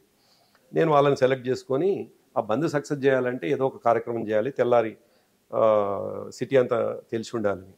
అప్పుడు కొంతమంది విద్యార్థి నాయకులతోటి ఒక సమావేశం పెట్టుకొని, దాంట్లో విద్యార్థి నాయకులే కాకుండా ఆలగడప హరి అని ఆయన వాళ్ళ వైఫ్ కార్పొరేటర్గా పనిచేసినారు, ఆలకుంట హరి. తర్వాత యాదయ్య అని అప్పటి కార్పొరేటర్ కాలే, ఒడ్డెర బస్తీ కార్పొరేటర్ కాలే ఆయన మా నాయకుడు అక్కడ. వీళ్ళందరినీ కూర్చోబెట్టుకొని రేపు పొద్దున మనం ఏం చేయాలని చెప్పేసి ఒక కార్యక్రమం ప్లాన్ చేసుకుంటే, నేను చెప్పింది ఏమో ఒక 50% ఉంటే వాళ్ళు 50% కొత్తగా వాళ్ళు తయారు చేసుకుంటారు. ఓకే, వాళ్ళు చివరికి నేను రాత్రి ఎప్పుడో 11:30-12 గంటలకు వాళ్ళ దగ్గర పోతే పెట్రోల్ బాంబులు తయారు చేసి పెట్టుకున్నారు. వాళ్ళు మంజీరా మన మంజీరా హాస్టల్ ముందర చేసుకొని ఉన్నారు. నాకు ఒక స్టూడెంట్ మిత్రుడు వచ్చి చెప్పిండు, అన్న నువ్వేమో ఏదో చెప్పినావు, మన వాళ్ళంతా కూడా ఈ పెట్రోల్ బాంబులు తయారు చేసి పెట్టుకున్నారన్నా అని. నేను పోయి వారించినారే ఇదేంది, చాలా ఎక్స్ట్రీమ్ అవుతుంది, డేంజర్ అవుతుంది అంటే, నీకెందుకన్నా ఏ పద్ధతిలో బంద్ చేద్దాము అని. దాంట్లో ఎవరెవరు ఉండంటే ఇప్పుడు ఆయన ఎవరు షగ్గం శంకర్ అని ఒక విద్యార్థి నాయకుడు ఉండే, అదేవిధంగా రమేష్ అని ఒక ఆకుల రమేష్, ఇప్పుడు ఆయన జిహెచ్ఎంసీ డిప్టీ కమిషనర్ ఉన్నాడు ఆయన ఇప్పుడు ప్రజెంట్, ఆకుల రమేష్. తర్వాత ఆంజనేయ గౌడ్ అని మీకు టిఎస్ ఏంది మన బీసీ కమిషన్ మెంబర్ ఉండే ఆంజనేయ గౌడ్. తర్వాత విద్యాసాగర్ ఆయననేమో ఎస్సీ కమిషన్ మెంబర్గా ఉండే, తుంగతుర్తి నుంచి ఉంటాడు విద్యాసాగర్. అదేవిధంగా గోపాల్ రాథోడ్ అని ఒక ఆయన, ఇంకో ఆయన పేరు రమేష్. తర్వాత విఠల్, మీకు తెలంగాణ విఠల్, ఇప్పుడు తెలంగాణ విఠల్ మీకు బాగా టీవీలలో ఈ మధ్య కనిపిస్తున్నాడు. వీళ్ళందరినీ కూర్చోబెట్టి చేసినాం. వాళ్ళు ఏం చేసిండ్రు, తెల్లవారేసరికి 2 విద్యా సంస్థల్ని సెలెక్ట్ చేసుకున్నారు. ఆ విద్యా సంస్థల్ని పెట్రోల్ బాంబులతో కాలబెట్టేసిండ్రు. 3-4 బస్సులు ధ్వంసం చేసిండ్రు. పొద్దున 7-7:30 అవుతుందేమో. నాకు ఇవన్నీ విషయాలు తెలియదు. నేను వాళ్ళ కార్యక్రమాలను అప్పచెప్పినను, కొన్నిట్లలో సరే కొంతవరకు పోయినను. ఇక వాళ్ళు ఎక్కడో అక్కడ విడిపోయింది కదా, వాళ్ళ కార్యక్రమాలు చేసుకుంటారు అనుకో, నేను రాత్రంతా నిద్రలేదని చెప్పేసి వచ్చి నేను ఆర్టీసీ క్రాస్ రోడ్లో మా నాయకుడి ఒక లాడ్జ్ ఉంటుంది, అక్కడ పడుకున్నాను. పొద్దున్నే 7:30కి నాకు కేసీఆర్ గారు ఫోన్ చేసినారు. ఫోన్ చేసి చాలా సీరియస్గా, చాలా తీవ్రమైన కంఠంతో ఆయన అన్నటువంటి మాట, ఏమైనా ఎక్కడున్నాను అని అన్నాను. సార్ నేను ఇట్లా ఇప్పుడే వచ్చి మన బంద్ కంప్లీట్ చేసుకొని, అదే బంద్కు సంబంధించిన ఏర్పాట్లు కంప్లీట్ చేసుకుని వచ్చి పడుకున్నాను అంటే, సాల్ని సక్కదనం చేసింది చాలు కానీ అన్నాడు. ఏమైంది సార్ అన్నా. అరే ఆ పోలీస్ కమిషనర్ నీ కోసం తిరుగుతున్నాడా, పోలీసులను పెట్టిండ్రు, నువ్వు అర్జెంటుగా నీ డ్రెస్ మార్చుకొని నువ్వు కారు మార్చుకొని నువ్వు ఇంటికి వచ్చేసాయి అన్నాడు. నా ఎంబడి అమీర్ అహ్మద్ అని ఒక నాయకుడు ఉండే, ఆయన ఆర్టీఐ కమిషనర్ ఉండే కదా నేను చెప్పిన ఇంతకుముందు. ఇద్దరం కలిసి ఆయన కారులో సార్ ఇంటికి వెళ్తే, సార్ అన్నమాట కేసీఆర్ గారు అన్నమాట, ఏం పిల్లల్ని పెట్టినవా, ఒక దెబ్బ కొట్టంగానే వాళ్ళ విషయం అంతా చెప్పేసిండ్రు. కమిషనర్ ఆయన కృష్ణారావు భాస్కర్ రావు ఏదో ఉండేవాళ్ళు. ఆయన ఫోన్ చేసి, ఏమయ్యా చంద్రశేఖరరావు గారు, మీ యూత్ ప్రెసిడెంట్కి ఇదే నన్ను అప్పచెప్పింది, హింసలేని తెలంగాణ అని చెప్పేసి మాట్లాడినాం, మొత్తం హైదరాబాద్ అంతా కూడా అది జరిగింది, 2 కాలేజీలు తగలబెట్టినారు, బస్సులు తగలబెట్టినారు అని చెప్పేసి చాలా సీరియస్గా ఉన్నాడు. నువ్వు ఎటు పోకు, ఇక్కడే ఉండు, నువ్వు ఇక్కడే ఉండు అని చెప్పేసి ఆయన చాలా సీరియస్గా చెప్పినారు. సరే 2-3 రోజులు అక్కడే ఉన్నాను. ఇక నాకున్న బాధ ఏంటంటే వీళ్ళందరినీ అరెస్ట్ చేసినారు. దాంట్లో 4 ముగ్గురును అరెస్ట్ చేసినారు. చేసి వాళ్ళని చెంచల్గూడ జైల్లో వేసినారు. అయితే వీళ్ళని ఇన్వాల్వ్ చేయకూడదు అనేదేమో కేసీఆర్ గారి ఆలోచన కదా విద్యార్థుల్ని. కానీ ఇంకా వాళ్ళకు ఒక ధైర్యం రావాలి, మేము మంచి పని చేసినాం అనేది రావాలని 8 రోజులు 10 రోజులు జైల్లో ఉన్నారు. వాళ్ళు 7-8 రోజులు జైల్లో ఉన్నారు. జైలు నుంచి వెళ్ళి విడుదలై వచ్చేటప్పుడు మాత్రం పెద్ద ర్యాలీ చేయించినాను వాళ్ళకి కావాలని. వాళ్ళకి ఏంటంటే హీరోయిజం రావాలి, మేము తప్పేం చేసినాం, ఆనాడు ఉద్యమంలో వాళ్ళు పాల్గొంటే మేము ఇప్పుడు పాల్గొన్నాం అన్నట్టుగా రావాలి, స్వాతంత్ర యోధులాగా ఫీల్ కావాలి వాళ్ళని. నాకు ఒక జిప్సీ ఉండే, ఆ జిప్సీలో వాళ్ళందరినీ ఓపెన్ టాప్ జిప్సీలో యూనివర్సిటీ ఎన్సీసీ దగ్గర నుంచి వెళ్ళి ఎన్ఆర్ఎస్హెచ్ హాస్టల్ వరకు వాళ్ళని తీసుకొని ఫోటో కూడా మీది సర్క్యులేట్ ఉండేది అప్పుడు, కొంచెం హెయిర్స్ చాలా ఇదిగా ఉంటుండే, రంగులు చల్లుకొని ఉన్నాడు. ఎగ్జాక్ట్ కరెక్ట్, అదే ఫోటోనా? అదే ఫోటో అయి ఉంటుంది, జిప్సీ తోటే కదా, అదే అయి ఉంటుంది. తీసుకుపోయి ఎన్ఆర్ఎస్ఎస్ దగ్గర వాళ్ళని దాదాపు ఒక 200-300 మంది విద్యార్థులు అదేంటారు, చాలా ఉపన్యాసాలు వాళ్ళవి నాకు బాగా గుర్తున్నది. ఆనాడు ఉద్యమంలో వాళ్ళు జైలుకు పోతే మేము ఇవాళ జైలుకు పోయినాం, మేము గొప్ప వాళ్ళమే అంటే దాన్ని వాళ్ళు గ్లోరిఫై చేసుకోవడానికి. సో అట్లా అదొక చాలా పెద్ద సంఘటన విద్యార్థి. దాంతో కేసీఆర్ గారికి అర్థమైపోయింది, విద్యార్థులను ఇన్వాల్వ్ చేస్తే ఇది ఇంకా ఎదిపోతుంది. అయితే ఎప్పటికప్పుడు నన్ను హెచ్చరిస్తుండే, నువ్వు ఏదో తొందరపడి ఏదో చేస్తుంటావు నువ్వు అన్నట్టుగా అంటుండే. అఫ్కోర్స్ కేసీఆర్ గారికి మనసులో ఏదున్నా బయటికి మాత్రం ఉద్యమం పక్కదారి పట్టకూడదు అనేటువంటి పోకూడదు, హింసాయుతమైనటువంటి మార్గం పోకూడదు అనేది ఉంటుండే. అట్లా అదొక సంఘటన. ఇట్లా చెప్పుకుంటూ పోతే నిజానికి మీ సమయం పరిమితం కాదేమో అనిపిస్తుంది మేము చేసినటువంటి కార్యక్రమాలు ఇవన్నీ కూడా. ఇంకొక సంఘటన మీకు 2006లో, అంటే మీరు ఏం జరిగింది 2009 వరకు అంటే ఇంటెన్సిటీ ఉన్నటువంటి కార్యక్రమం ఏంది అన్నప్పుడు నాకు గుర్తుకొచ్చే అంశాలు చెప్తా ఉన్నా మీకు. నేను 2006లో కేసీఆర్ గారు ఢిల్లీలో దీక్ష చేస్తుండే, దీక్షలో కూర్చున్నారు. ఆయన మంత్రి పదవి రాజీనామా చేసి దీక్షలో కూర్చున్నారు, మీకు గుర్తుండాలి. ఆ రోజు సాయంకాలం దీక్ష పొద్దున కూర్చున్నారు, సాయంకాలం నరేంద్ర గారు పార్టీ నాయకుడు, అప్పటికి ఎంపీ, ఆయన కూడా మంత్రిగా ఉండి రాజీనామా చేశారు. ఇక్కడ 6 మంత్రులు ఇక్కడ రాజీనామా చేసినారు. ఇదే రామ్మోహన్, మీరు చెప్పినట్టుగా ఇదే రామ్మోహన్, నేను ఇంకో ఆయన బొల్లేపల్లి శ్రీనివాసరాజు అని మా పార్టీ స్టేట్ సెక్రటరీ ఉండే, మేము ముగ్గురం అక్కడ ఉంటే వేదిక మీద. నన్ను నరేంద్ర గారు ఆ వేదిక మించి వెనుకకి తీసుకొని పోయారు. కేసీఆర్ గారు ఆయన ఏం మాట్లాడుకురో తెలియదు, మాట్లాడుకోలేదు కూడా తెలియదు నాకు నిజానికి. నరేంద్ర గారు వెనుకకి తీసుకొని పోయి, ప్రభాకర్ ఏం చేస్తావో తెలియదు, ఒక నేషనల్ న్యూస్ కావాలని చెప్పింది. మేము షాక్ అయినాం, నేషనల్ న్యూస్. కేసీఆర్ కూర్చున్నారు ఢిల్లీలో, ప్రొద్దున తెలంగాణలో హైదరాబాద్లో ఏదన్నా నేషనల్ న్యూస్ కావాలి అని. సరే ఆయన అన్న తర్వాత మేము ఇద్దరము, నేను రామ్మోహన్ రాత్రంతా ఆలోచన చేసుకొని ఒక టార్గెట్ పెట్టుకొని ఈ శ్రీనివాసరాజు మేము ముగ్గురం కలిసి మాకు ఫ్లైట్లో బయలుదేరినాం. ప్రొద్దున్నే బయలుదేరి హైదరాబాద్లో దిగినమో లేదో మాకు సుదర్శన్ రావు గారు ఇక్కడ సిటీ ప్రెసిడెంట్ ఉండే, దర్శన్ అన్న అంటుంటే ఆయనని, ఆయన అంటే మాకు చాలా గౌరవం, చాలా అభిమానం కూడా, ఒక బ్రదర్ లాగా చూసేవాళ్ళం. ఆయన మేము ఫ్లైట్ దిగి జస్ట్ కార్ ఎక్కి కొద్ది దూరం వచ్చిన లేదో ఫోన్ చేసినాడు. ఆయన ఫోన్ చేసి, ప్రభాకర్ నువ్వు ఎందుకు వస్తున్నావో తెలుసు హైదరాబాద్కి, మేము చేస్తామనుకున్న కార్యక్రమం ఆయన ఏరియాలో చేద్దాం అనుకున్నాం. అది నేషనల్ న్యూస్ అవుతుండే నిజంగా కూడా. అయితే నువ్వేం చేస్తానికి వస్తున్నావు మాకు తెలుసు, ఒకవేళ మా ఏరియాలో నువ్వేమైనా చేస్తే మాత్రం సీరియస్గా ఉంటుంది, ఎందుకంటే నా మీద పోతుంది. అసలు ఆయనకు వార్త ఎట్లా పోయిందో మాకు అర్థం కాదు. నరేంద్ర గారు మా ఇద్దరికి చెప్పినారు, మా పక్కన ఉండే 3వ వ్యక్తి శ్రీనివాసరాజు కూడా తెలియదు ఈ విషయం. మేము ఏం చేద్దాం అనుకున్నది, మేము సెలెక్ట్ చేసుకున్నాం. వచ్చేటప్పుడే కొద్దిగా మిలిటెంట్గా ఉండేవాళ్ళు ఎవరెవరు అనుకున్నప్పుడు కపిల్ రాజు అని ఒక ఆయన, మీకు ఐడియా ఉంది కపిల్ రాజు. తర్వాత శ్రీనివాసరెడ్డి అని సిద్దిపేట అతన్ని,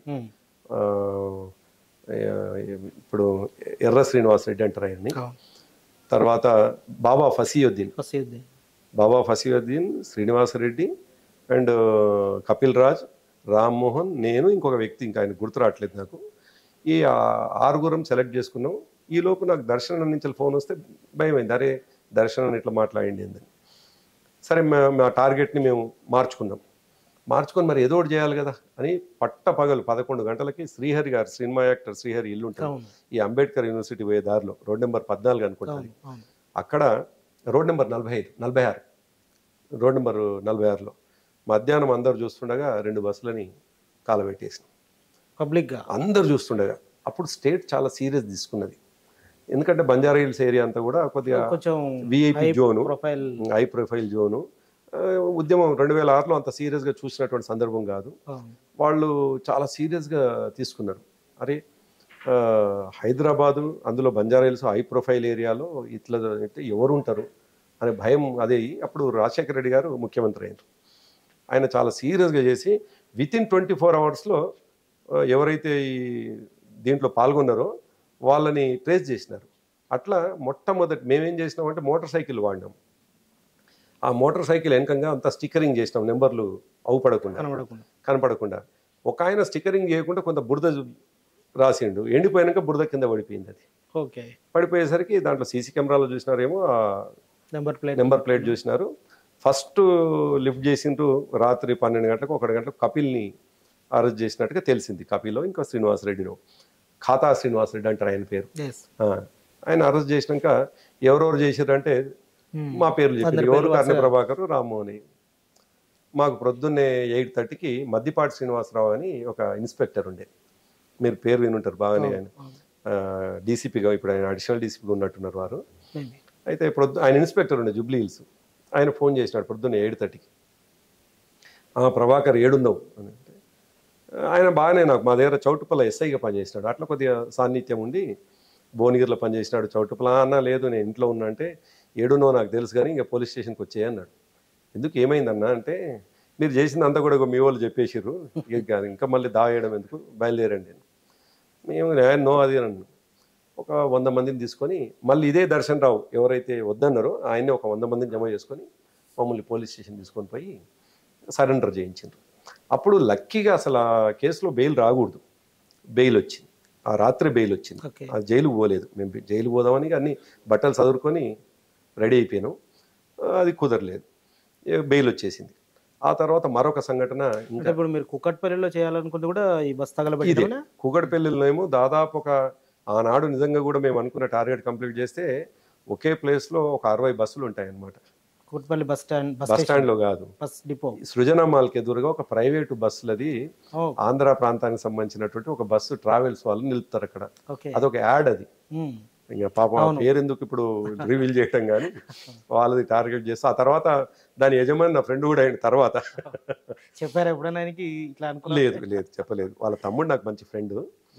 సో దాన్ని అసలు టార్గెట్ చేస్తూ మేము బయలుదేరి వచ్చినాం సృజన మాల్కి ఎదురుగానే. ఇదంతా కూడా కేసీఆర్ గారికి తెలియకుండా మీరు చేయాలనుకున్న కార్యక్రమం. కేసీఆర్ గారికి కనీసం హరీష్ రావు కానీ ఇంకా మిగతా లీడర్లు కూడా మీరు ఏం డిస్కస్ చేయలేదా? నో అస్సలు ఎవరికి మేము చేసే పని నీడకు తెలియనిచ్చేవాళ్ళం కాదు.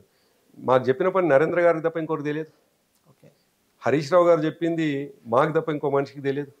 సో ఏ సంఘటన కూడా కేసీఆర్ గారికి తెలిసే అవకాశమే లేదు. అంతెందుకు, మీరు బహుశా మీరే రిపోర్ట్ చేసి ఉంటారు, 2008లో ల్యాంకో పైన ఒక దాడి జరిగింది.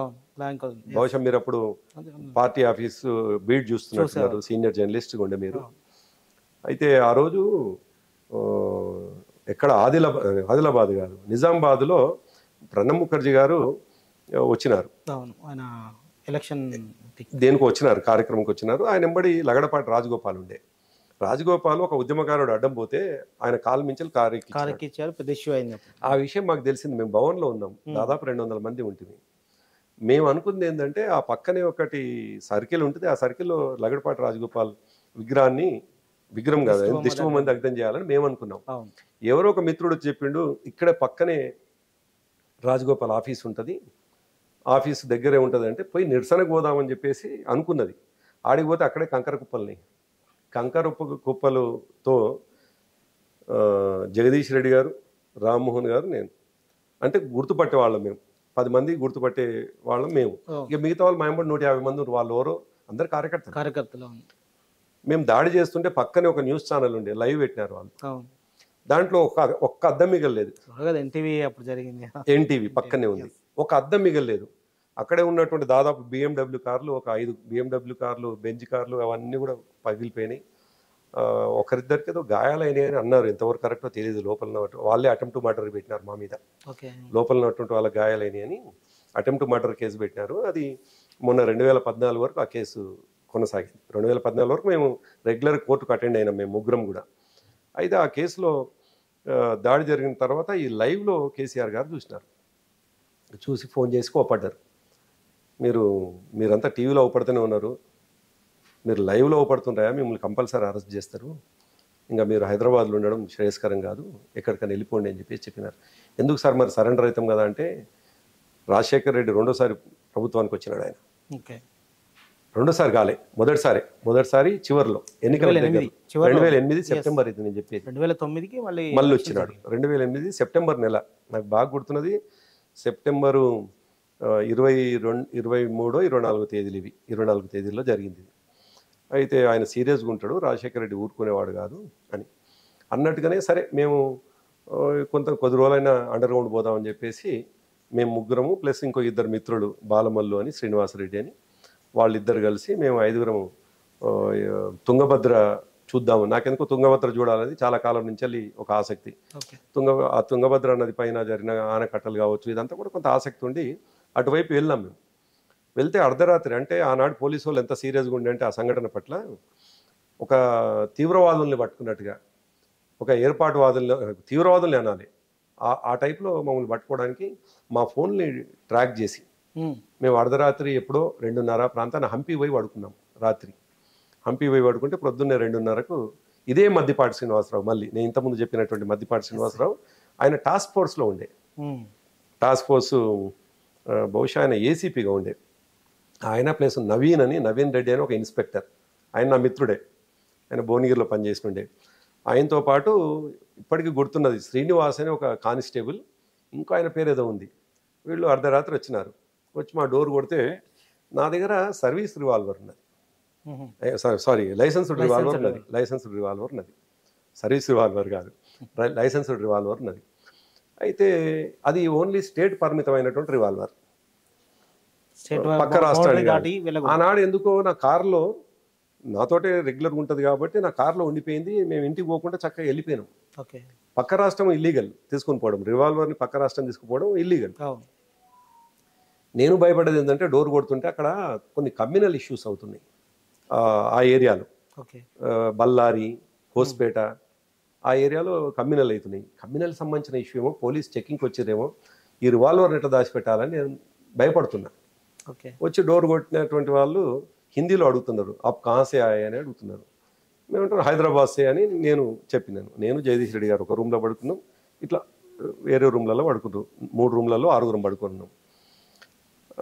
ఆప్ కహాసే అంటే హైదరాబాద్ సే అనగానే అందులో కానిస్టేబుల్, సార్ ఎన్నే ఉండరు రండి సార్ అంటారు. సార్ ఇక్కడే ఉండరు. ఇంకా తెలుగు అనేది అర్థమైపోయింది. ఈలోపు మద్దిపాటి శ్రీనివాసరావు వచ్చారు. ఏం సార్ మీరు ఇంత దూరం వచ్చిండ్రు అంటే, ఇంకేముంది గీదానికే మాకు నిద్ర లేవా 2 రోజులు మిమ్మల్ని ట్రాక్ చేయబట్టి అని చెప్పేసి అరెస్ట్ చేసి తీసుకొచ్చిండ్రు. దాదాపు ఆ కేసులో 22 రోజుల పాటు జైల్లో ఉన్నాం. సెప్టెంబర్ 29th నాడు అరెస్ట్ చేసినారు మమ్మల్ని. 27th నాడు పికప్ చేసుకున్నారు. 29th నాడు జైల్లో పంపినారు. దాదాపుగా అక్టోబర్ 18th 20th బెయిల్ వచ్చింది. అంటే 22 days, దసరా దీపావళి అలానే చేసుకున్నాం మేము.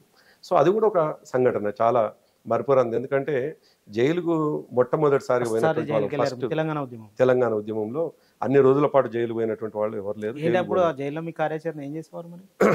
నేనేమో అంటే మేము ముగ్గురం ఉన్నాం, రామ్మోహన్, జగదీష్ రెడ్డి గారు, నేను, ముగ్గురం జైల్లో ఉన్నాం. మమ్మల్ని అప్పుడు పోలీసు ఏంటంటే తెలంగాణ ఉద్యమంలో జైలుకి వచ్చినటువంటి వాళ్ళు కాబట్టి గౌరవంగా చూసుకున్నారు. జైలర్ కానీ చెంచల్గూడ జైల్లో తెలంగాణ ప్రాంత ఆఫీసర్లు ఏమో మమ్మల్ని బాగా గౌరవంగా చూసుకునేది. కొంత ఆంధ్ర ప్రాంతపు ఆఫీసర్లు ఏమో కొద్దిగా తక్కువ చేసి చూసినారు. మాకు కనిపించింది అది. ఎందుకో మేము ఎంటర్ అయ్యేటప్పుడే ఏం చేస్తారంటే, జైల్లో సహజంగా బట్టలు ఇప్పిస్తారు. ఇప్పించేసి మొలదారం ఉంటుంది కదా, అది కూడా మొలదారం ఏదైనా ఉంటే అది కట్ చేస్తారు. అయితే సరే నాకేమో ఎప్పుడు నేను అలవాటు లేదు, ఎందుకో సాంప్రదాయం లేదు. మా వాళ్ళు చేస్తుంటే జగదీష్ రెడ్డి గారు తిరగబడ్డారు ఆయన మీద. ఏమైనా ఇది కూడా చేస్తారా అంటే, తప్పదు సార్ ఈ జైలు రూలు అని చెప్పేసి వాళ్ళు అన్నారు. అట్లా ఆంధ్ర ఆఫీసర్కు ఆయనకు మధ్యలో కొద్దిగా ఘర్షణ లాగా అయింది. ఆ టైంలో చూసినటువంటి వార్డర్ జైలు లోపలికి వచ్చి ప్రొద్దున అంటుండు, సార్ మంచిగా మాట్లాడు, మా ఆఫీసర్ని బాగా తెచ్చినావు అని చెప్పి. వాళ్ళకు కొద్ది కనెక్ట్ అయినటువంటి తెలంగాణ ఆఫీసర్లు మమ్మల్ని బాగా చూసుకున్నారు ఆ 20 రోజులు 22 రోజులు. అయితే ఏం చేసేవాళ్ళం అంటే, నేనేమో మమ్మల్ని కొద్దిగా గౌరవంగానే చూసుకునేవాట. ఏమంటారు దాన్ని, అడ్మిషన్ బ్యారక్ అని ఒకటి ఉంటుంది. క్రిమినల్స్ అంతా కొద్ది క్రిమినల్ యాక్టివిటీ ఉన్న వాళ్ళనేమో లోపల వేస్తారు, వీళ్ళని కూడా వేస్తారు. మా పట్ల గౌరవం ఉండి అడ్మిషన్ బ్యారక్లో ఉంచినారు. వాళ్ళు చెప్పిన మాట ఏంటంటే, మీరు లోపల పోయినట్లయితే అందరూ క్రిమినల్స్ వాళ్ళు వీళ్ళు ఉంటారు, మీ నెంబర్లు తీసుకుంటారు, మీ జైలుకి వెళ్ళి బయటకు వచ్చినాక మళ్ళీ మీతో కాంటాక్ట్ ఉంటారు, వద్దులేండి లోపల వద్దు, మీరు అడ్మిషన్ బ్యారెక్లోనే ఉండండి అన్నారు. ఆ అడ్మిషన్ బ్యారెక్లో ఉంటే మాకు కొద్దిగా టైం పాస్ అవుతుంది అనేది వాళ్ళ ఉద్దేశము. నేనేం చేసేవాడిని అంటే వచ్చిన ప్రతి ఒక్కరిని ఇంటర్వ్యూ చేసేవాడిని. ఎందుకు వచ్చారు మీరు జైలుకి, ఓకే, ఏం తప్పు చేసి వచ్చిండ్రు, ఏం మంచి పైన వచ్చిండ్రు, ఇట్లా నేను వీళ్ళిద్దరేమో పుస్తకాలు చదువుతుండే, ముఖ్యంగా రామ్మోహన్ ఎక్కువ పుస్తకాలు చదివేది, జగదీష్ రెడ్డి గారు కూడా కొత్త పుస్తకం చదివేది. నేను వచ్చిన ప్రతి ఒక్కరిని ఇంటర్వ్యూలు చేసేవాడిని, సందర్భం వచ్చినప్పుడు పుస్తకాలు నేను కూడా చదువుతుంటే. సో అట్లా నిజంగా మీరు మంచి గుర్తు చేశారు. ఎక్కడ కూడా ఇది రివీల్ కాలేదు వాస్తవానికి జైలుకు సంబంధించినది. అయితే జైలుకు నేను అంటాను, తప్పు చేయకుండా ఒకసారైనా పోవాలి జీవితంలో ఒక మనిషి. తప్పు చేయకుండా, తప్పు చేసి జైలుకు పోతే చాలా నిందలు పడతాయి. తప్పు చేయకుండా పోతే జైలు నుంచి అనేక విషయాలు నేర్చుకోవచ్చు. అసలు మంచి ఏంది చెడేందో విషయం అర్థమవుతుంది. జైలుకు అంటే జీవితాన్ని బాగా చేసుకోవాలనుకొని జైలు పోయించినటువంటి వాడు అద్భుతమవుతాడు. అంటే తప్పే చేసి తప్పుగా పోదాం అనుకున్నవాడు ఇంకో క్రిమినల్ వైపు పోతాడు. కాబట్టి ఆ జైలుకు వచ్చిన వాళ్ళది ఒక్కొక్క స్టోరీ వింటైతే నాకు నిజంగా ఒక పుస్తకం రాయాలనిపిస్తుంది. ఒక ఆయన వచ్చినాడు, ఒక సీనియర్ మ్యాన్, ఆయన నాకు తెలిసిన సేటు, నార్కట్పల్లి దగ్గర ఒక ఊరు. ఆయన నాకు బాగా తెలిసిన ఆయన, బాగా గౌరవమైన ఆయన. ఏం సేటు ఎందుకు వచ్చారు మీరు అని అంటే, ఏం చేయాలి సార్, పిల్లలుగా నా పాపానికి వచ్చినాను అన్నాడు. అయ్యో ఏమైంది అని అంటే, ఏం లేదు సార్, నా కొడుకు పెళ్ళయింది, అమెరికా వెళ్ళిపోయినరు, ఆడ ఏం గొడవ పడ్డారో వాళ్ళు తెలియదు, మా భార్య మీద నా మీద కేసు పెట్టిర్రు, నా భార్యనేమో అవతల జైల్లో ఉన్నది, నేను ఈ జైల్లో ఉన్నా, ఏం కర్మ సార్ ఇది అని. అంటే ఎటువంటి నేరం చేయకుండా, ఎటువంటి తప్పులు చేయకుండా జైలు పోయినటువంటి వాళ్ళు కూడా ఉంటారు. జైలు పోయిన ప్రతి ఒక్కడు తప్పు చేసిన వాడు కానే కాదు, జైలు పోతే అర్థమవుతుంది. ప్రభాకర్ గారు, ఇప్పుడు మీరు చెప్పినట్లు ఈ ఉద్యమ కార్యాచరణలో ఏవైతే హింసాత్మక ఘటనలు ఉన్నాయో అప్పుడు మీరు యూత్ వింగ్ లీడర్గా కేసీఆర్ అనే నాయకుడికి చెప్పకుండా కొన్ని చేస్తారు. అయితే ఇప్పుడు రాజకీయ నిర్ణయాల్లోకి వచ్చినప్పుడు కేంద్ర మంత్రి పదవిని కేసీఆర్ వదిలేయడం కావచ్చు, ఇక్కడ మంత్రులుగా ఉన్నటువంటి టీఆర్ఎస్ నేతల్ని రాజీనామా చేయడం కావచ్చు, అటు తర్వాత మరొకసారి ఎమ్మెల్యేలంతా రాజీనామా చేసి మళ్ళొకసారి ఎలక్షన్స్ నిలబడడం కావచ్చు, ఈ రాజీనామాల పర్వంకి వస్తే దాంతోపాటు కరీంనగర్ ఎంపీగా కేసీఆర్ రాజీనామా చేయడం కావచ్చు, అసలు ఇవన్నీ పార్టీలో చర్చ జరిగినాయా లేదా కేసీఆర్ స్వయం నిర్ణయాలు అంటే ఏం చెప్తారు? కాదు, అంటే కొన్ని సందర్భాల్లోనేమో డెఫినెట్గా ఇది ప్రజలకు రీచ్ అవుతుంది, ప్రజలకు కనెక్ట్ అవుతుంది, ప్రజలను ఇగ్నైట్ అంటే ఒక ట్రిగ్గర్ చేయొచ్చు అనేటువంటి కొన్ని నిర్ణయాలు ఉంటుండే, అంటే ఆయన సొంతంగా తీసుకునే నిర్ణయాలు. దాదాపుగా మేజర్గా మాత్రం 90% చర్చలు జరిగేటి. ఈ తీసుకునే నిర్ణయం ద్వారా మనం ఎట్లా ప్రజల్ని అప్రమత్తం చేయొచ్చు, ప్రజల్లో ఎట్లా. కరీంనగర్ విషయానికి వస్తే దాని మీద కరీంనగర్ది ఆయన ఎంఎస్ సత్యనారాయణరావు గారు ఛాలెంజ్ చేసిండ్రు. ఆ ఛాలెంజ్ చేసే సభలో కేసీఆర్ గారు నిజానికి అప్పటికప్పుడు చేసినటువంటి సవాలేదు ఒక నేతాజీ సుభాష్ చంద్రబోస్ టైపే ఉంటాయి.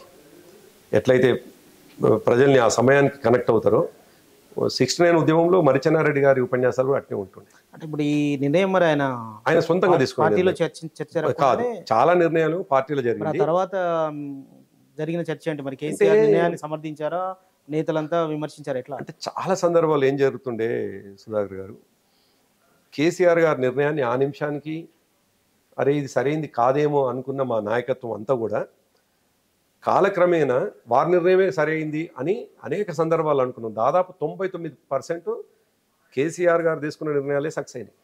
కానీ రెండోసారి ఎమ్మెల్యేలంతా రాజీనామా చేసినప్పుడు చాలా స్థానాలు కోల్పోయి కాంగ్రెస్ గెలిచినటువంటి పరిస్థితి ఉంది. అంటే కొన్ని సందర్భాల్లో ఆ నిర్ణయం కూడా మరి అదే నేనేమంటున్నాను, కొన్ని సందర్భాల్లో తప్పిదం కావచ్చు కానీ ఉద్యమానికి ఉపయోగపడ్డాయి. వ్యక్తులుగా నష్టపోవచ్చు, ఎమ్మెల్యే పదవులు నష్టపోవచ్చు, ఓటమి కూడా ఉద్యమానికి సాయం. అంతే కదా, ప్రతి ఓటమి ఉద్యమానికి సాయం చేసినటువంటి సందర్భాలని.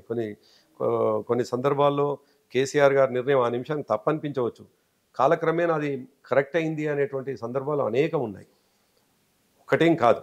అయితే 2009కి వచ్చేద్దాం మనం. 2009 ఎలక్షన్స్ ఒక ముఖ్యమైన ఘట్టం తెలంగాణ ఉద్యమంలో.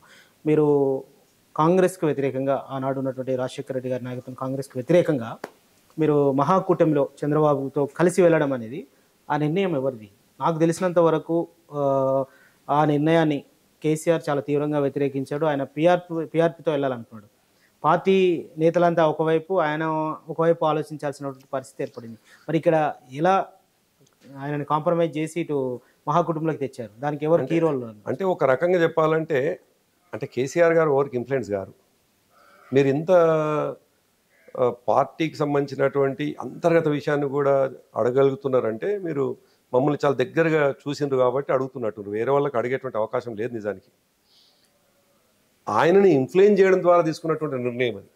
కేసీఆర్ గారి నిర్ణయం కాదు అది. మేమంతా ఒక పక్కకు, కేసీఆర్ గారు ఒక్కరే ఒక పక్కకు. కేసీఆర్ గారితో పాటు నేనంటాను ఆనాడు కేసీఆర్ గారి మాటను సమర్థించింది ఒకరు ఇద్దరు ముగ్గురే. దాంట్లో విజయరామారావు గారు, తర్వాత భూమరావు గారని ఒక ఆయన, భూమరావు గారు, ఆయన నాకు బాగా గుర్తున్నది. వీళ్ళిద్దరే దాదాపుగా. మిగతా అందరం కూడా మేము టీడీపీతో పోవాలనేటువంటిది మా నిర్ణయం. టీడీపీతోటే పోవాలి. అసలు ఆ చివరి నిమిషం వరకు నేను ఇంకోటి ఏంటంటే ఆ 2009 ఎన్నికలు మొత్తం కేసీఆర్ గారితో ఉన్నాను నేను. ఆయనతో పాటే హెలికాప్టర్లో దాదాపు అనేక సభలలో పాల్గొన్నాను. మొదటి సభ నుండి చివరి సభ దాకా అభ్యర్థుల అనౌన్స్మెంట్, మొదటి చిన్న ఎక్కడ మక్తల్ నియోజకవర్గంలో మొదటి అభ్యర్థిని ప్రకటించిన నుంచి వెళ్ళి వారితో ఉన్నా నేను. ఆ రోజు నాకు బాగా గుర్తున్నది, కేటీఆర్ గారితో పాటు కేసీఆర్ గారు, ఆయన పేరు విద్యాసాగర్ రావు గారు, నేను, ఇంకెవరు ఉన్నారు, నలుగురేమో ఉన్నాం. హెలికాప్టర్లో అక్కడ మక్తల్లో దిగినాం. మక్తల్ దగ్గర ఒక ఊర్లో దిగినాం. శ్రీధర్ అని మా పార్టీ నాయకుడు ఉండే, శ్రీధర్ గౌడ్ అని. మేము హెలికాప్టర్ దిగగానే కేసీఆర్ గారి కార్లో వచ్చి ఆయన కూర్చున్నాడు. ఆయన వచ్చి నన్ను రిక్వెస్ట్ చేస్తున్నాడు, అన్న ఎట్లన్నా చేసి సార్కి చెప్పండి, ఈడ అనౌన్స్ చేయమని చెప్పండి అంటే, వద్దన్న సారు ఏమంటాడు అని అంటే, లేదు మీరు చెప్పండి అంటే, సార్ ముందు సీట్లో కూర్చోగానే ఈయన వెనక సీట్లో ఉన్నాడు. నేను సార్తో అన్నాను, సార్ శ్రీధర్కు ఉపయోగపడుతుంది అంటుండ్రు, అనౌన్స్ చేయమని అంటే, లేదయ్యా అలయన్సే ఫైనల్ కాలేదు, మన అనౌన్స్ చేస్తే రాంగ్ అవుతుంది, ఆయన మీకు పిచ్చి, మీకు తొందర ఎక్కువ, 100% శ్రీధరే తీసుకుందాం మనం, కానీ అనౌన్స్ చేస్తే నష్టం అవుతుంది, మీరు తొందరపడుతున్నారు అంటే, లేదు సార్ ఆయనకు లాభం అవుతుంది అంటుండు అంటే, ఆయన ఏమనుకున్నాడో ఏమో, పోయి ఆ సభలో ఈ సీటును మేము టీఆర్ఎస్ తీసుకుంటామని చెప్పేసి అనౌన్స్ చేసినారు ఆ సభలో కేసీఆర్ గారు. తీసుకుంటే మరుసటి రోజే తెలుగుదేశం పార్టీ, ఇప్పుడు కొత్తకోట దయాకర్ రెడ్డి తెల్లారే టీఆర్ఎస్ పార్టీ జెండాలను తగలబెట్టుడు ఇదంతా కూడా చేసినారు. మాకు ఇమీడియట్గా దాని యొక్క ఫలితం కనిపించింది. ఆ మరుసటి రోజు మేము ఇక్కడ నుండి ఇక్కడికి సూర్యాపేట పోయినాం. చంద్రశేఖర్ రెడ్డి గారని, పోరెడ్డి చంద్రశేఖర్ రెడ్డి గారు, అక్కడ ఆయన ఆస్పిరెంట్. ముందే టీడీపీలో ఉండే. నేను కేసీఆర్ గారితో పాటు ఆ రోజు విజయశాంతి గారు ఉన్నారు మాతోటి. మళ్ళీ ఇక్కడ నుండి హైదరాబాద్ నుండి సూర్యాపేటకి విద్యాసాగర్ రావు గారు, విజయశాంతి గారు, కేసీఆర్ గారు, నేను నలుగురు కెపాసిటీ హెలికాప్టర్లో మేము అక్కడ దిగినాము. దిగిన తర్వాత సభ అయిపోయింది. ఆ సభలో కూడా కేసీఆర్ గారు ఏం చేసినారంటే, ఈ సీటు మేము తీసుకుంటాము అని అనౌన్స్ చేసినారు.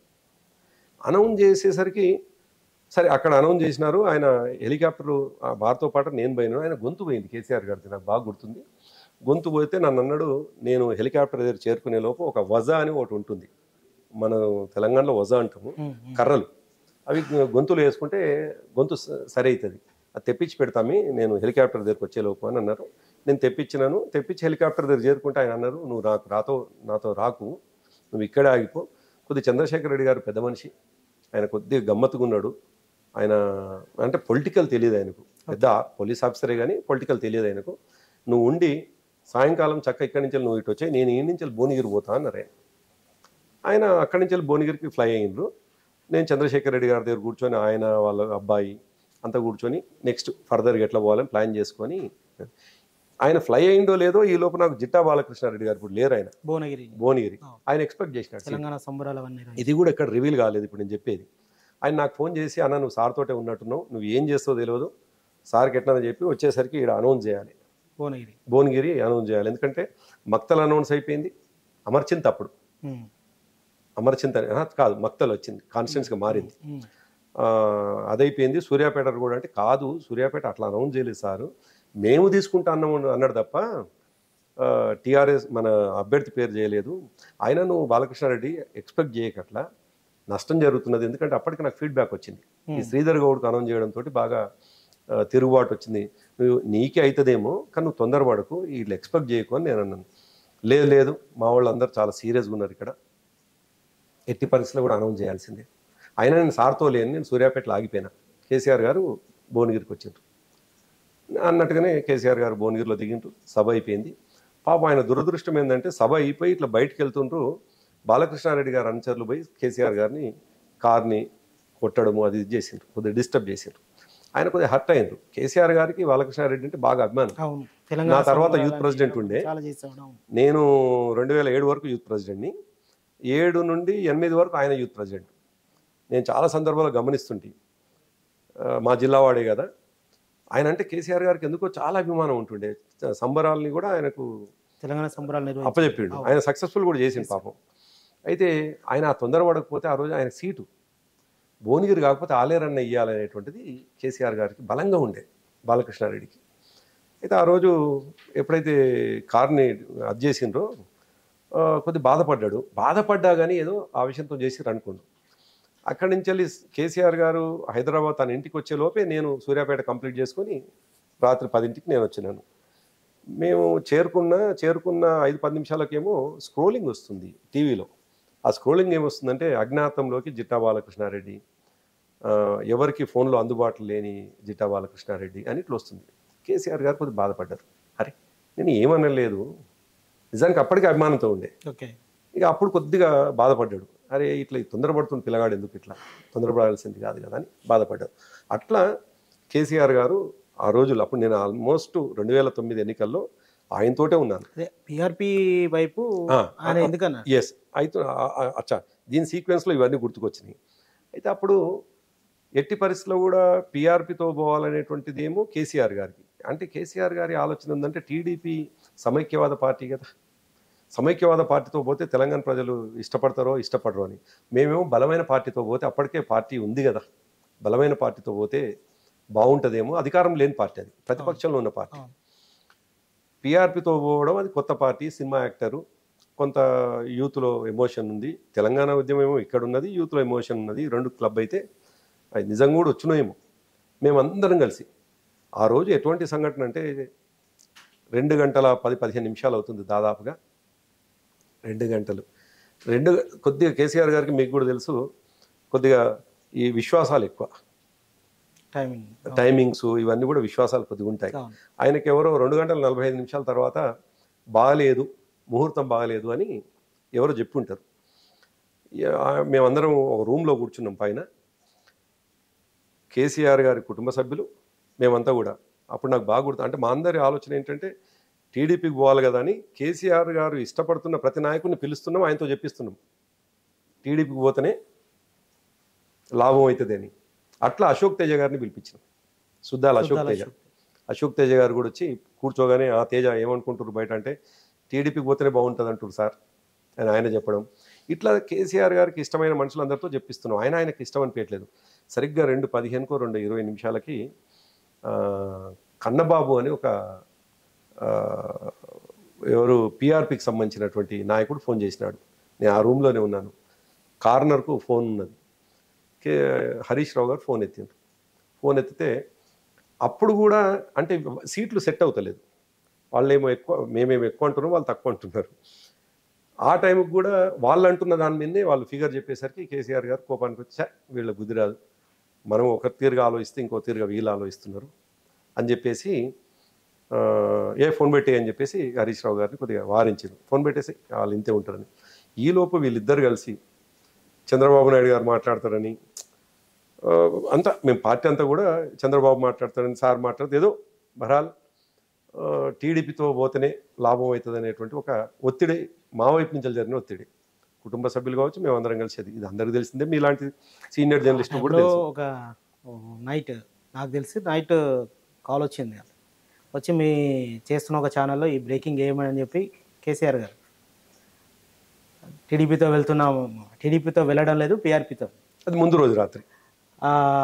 వెంటనే ఆయనకి దగ్గర ఉన్నటువంటి ముఖ్య నేతలు, ప్రజెంట్ ఇప్పుడు ఉన్నటువంటి ముఖ్య నేతలు కూడా ఫోన్ చేసి లేదు లేదా తీసేయండి, బ్రేకింగ్ చేయకండి అని చెప్పి బతిలాడి పరిస్థితి అది.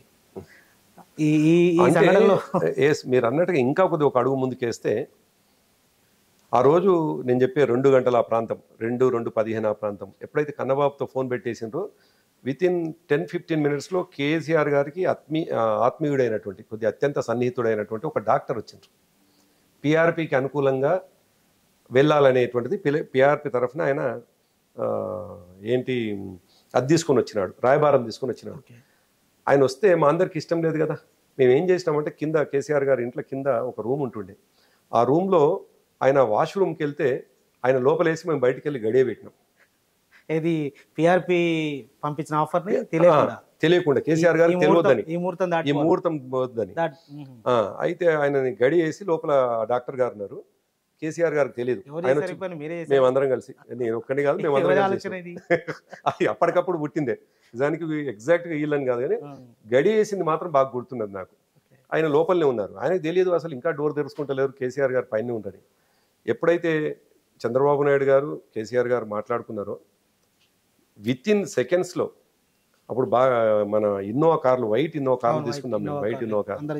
ఆ కార్లో 7-8 మందిని కూర్చున్నాం మేము ఇరుగ్గా. కేసీఆర్ గారితో పాటు మేము కూర్చొని చంద్రబాబు నాయుడు గారి ఇంటికి వెళ్ళాం. నాకు తెలిసి మొట్టమొదటిసారి కావచ్చు అక్కడ నాయకులే అన్నారు చంద్రబాబు నాయుడు గారి ఇంటికి వెళ్తే, టీడీపీ నాయకులు ఫస్ట్ టైం మేము డైనింగ్కి వస్తున్నాం, డైనింగ్ మీదకి చాలా తక్కువ పోతారట. అయితే మేము పోయి ఆయన డైనింగ్ దాంట్లో కూర్చొని ఉన్నాం. ఆయన పైనుండి షర్టు గుండీలు పెట్టుకుంటే కిందికి దిగుతా ఉన్నారు చంద్రబాబు నాయుడు గారు. అట్లా కేసీఆర్ గారికి ఇష్టం లేకుండా కేసీఆర్ గారి మనసులో లేనటువంటి టీడీపీ అలయన్స్ ని పార్టీ నాయకులు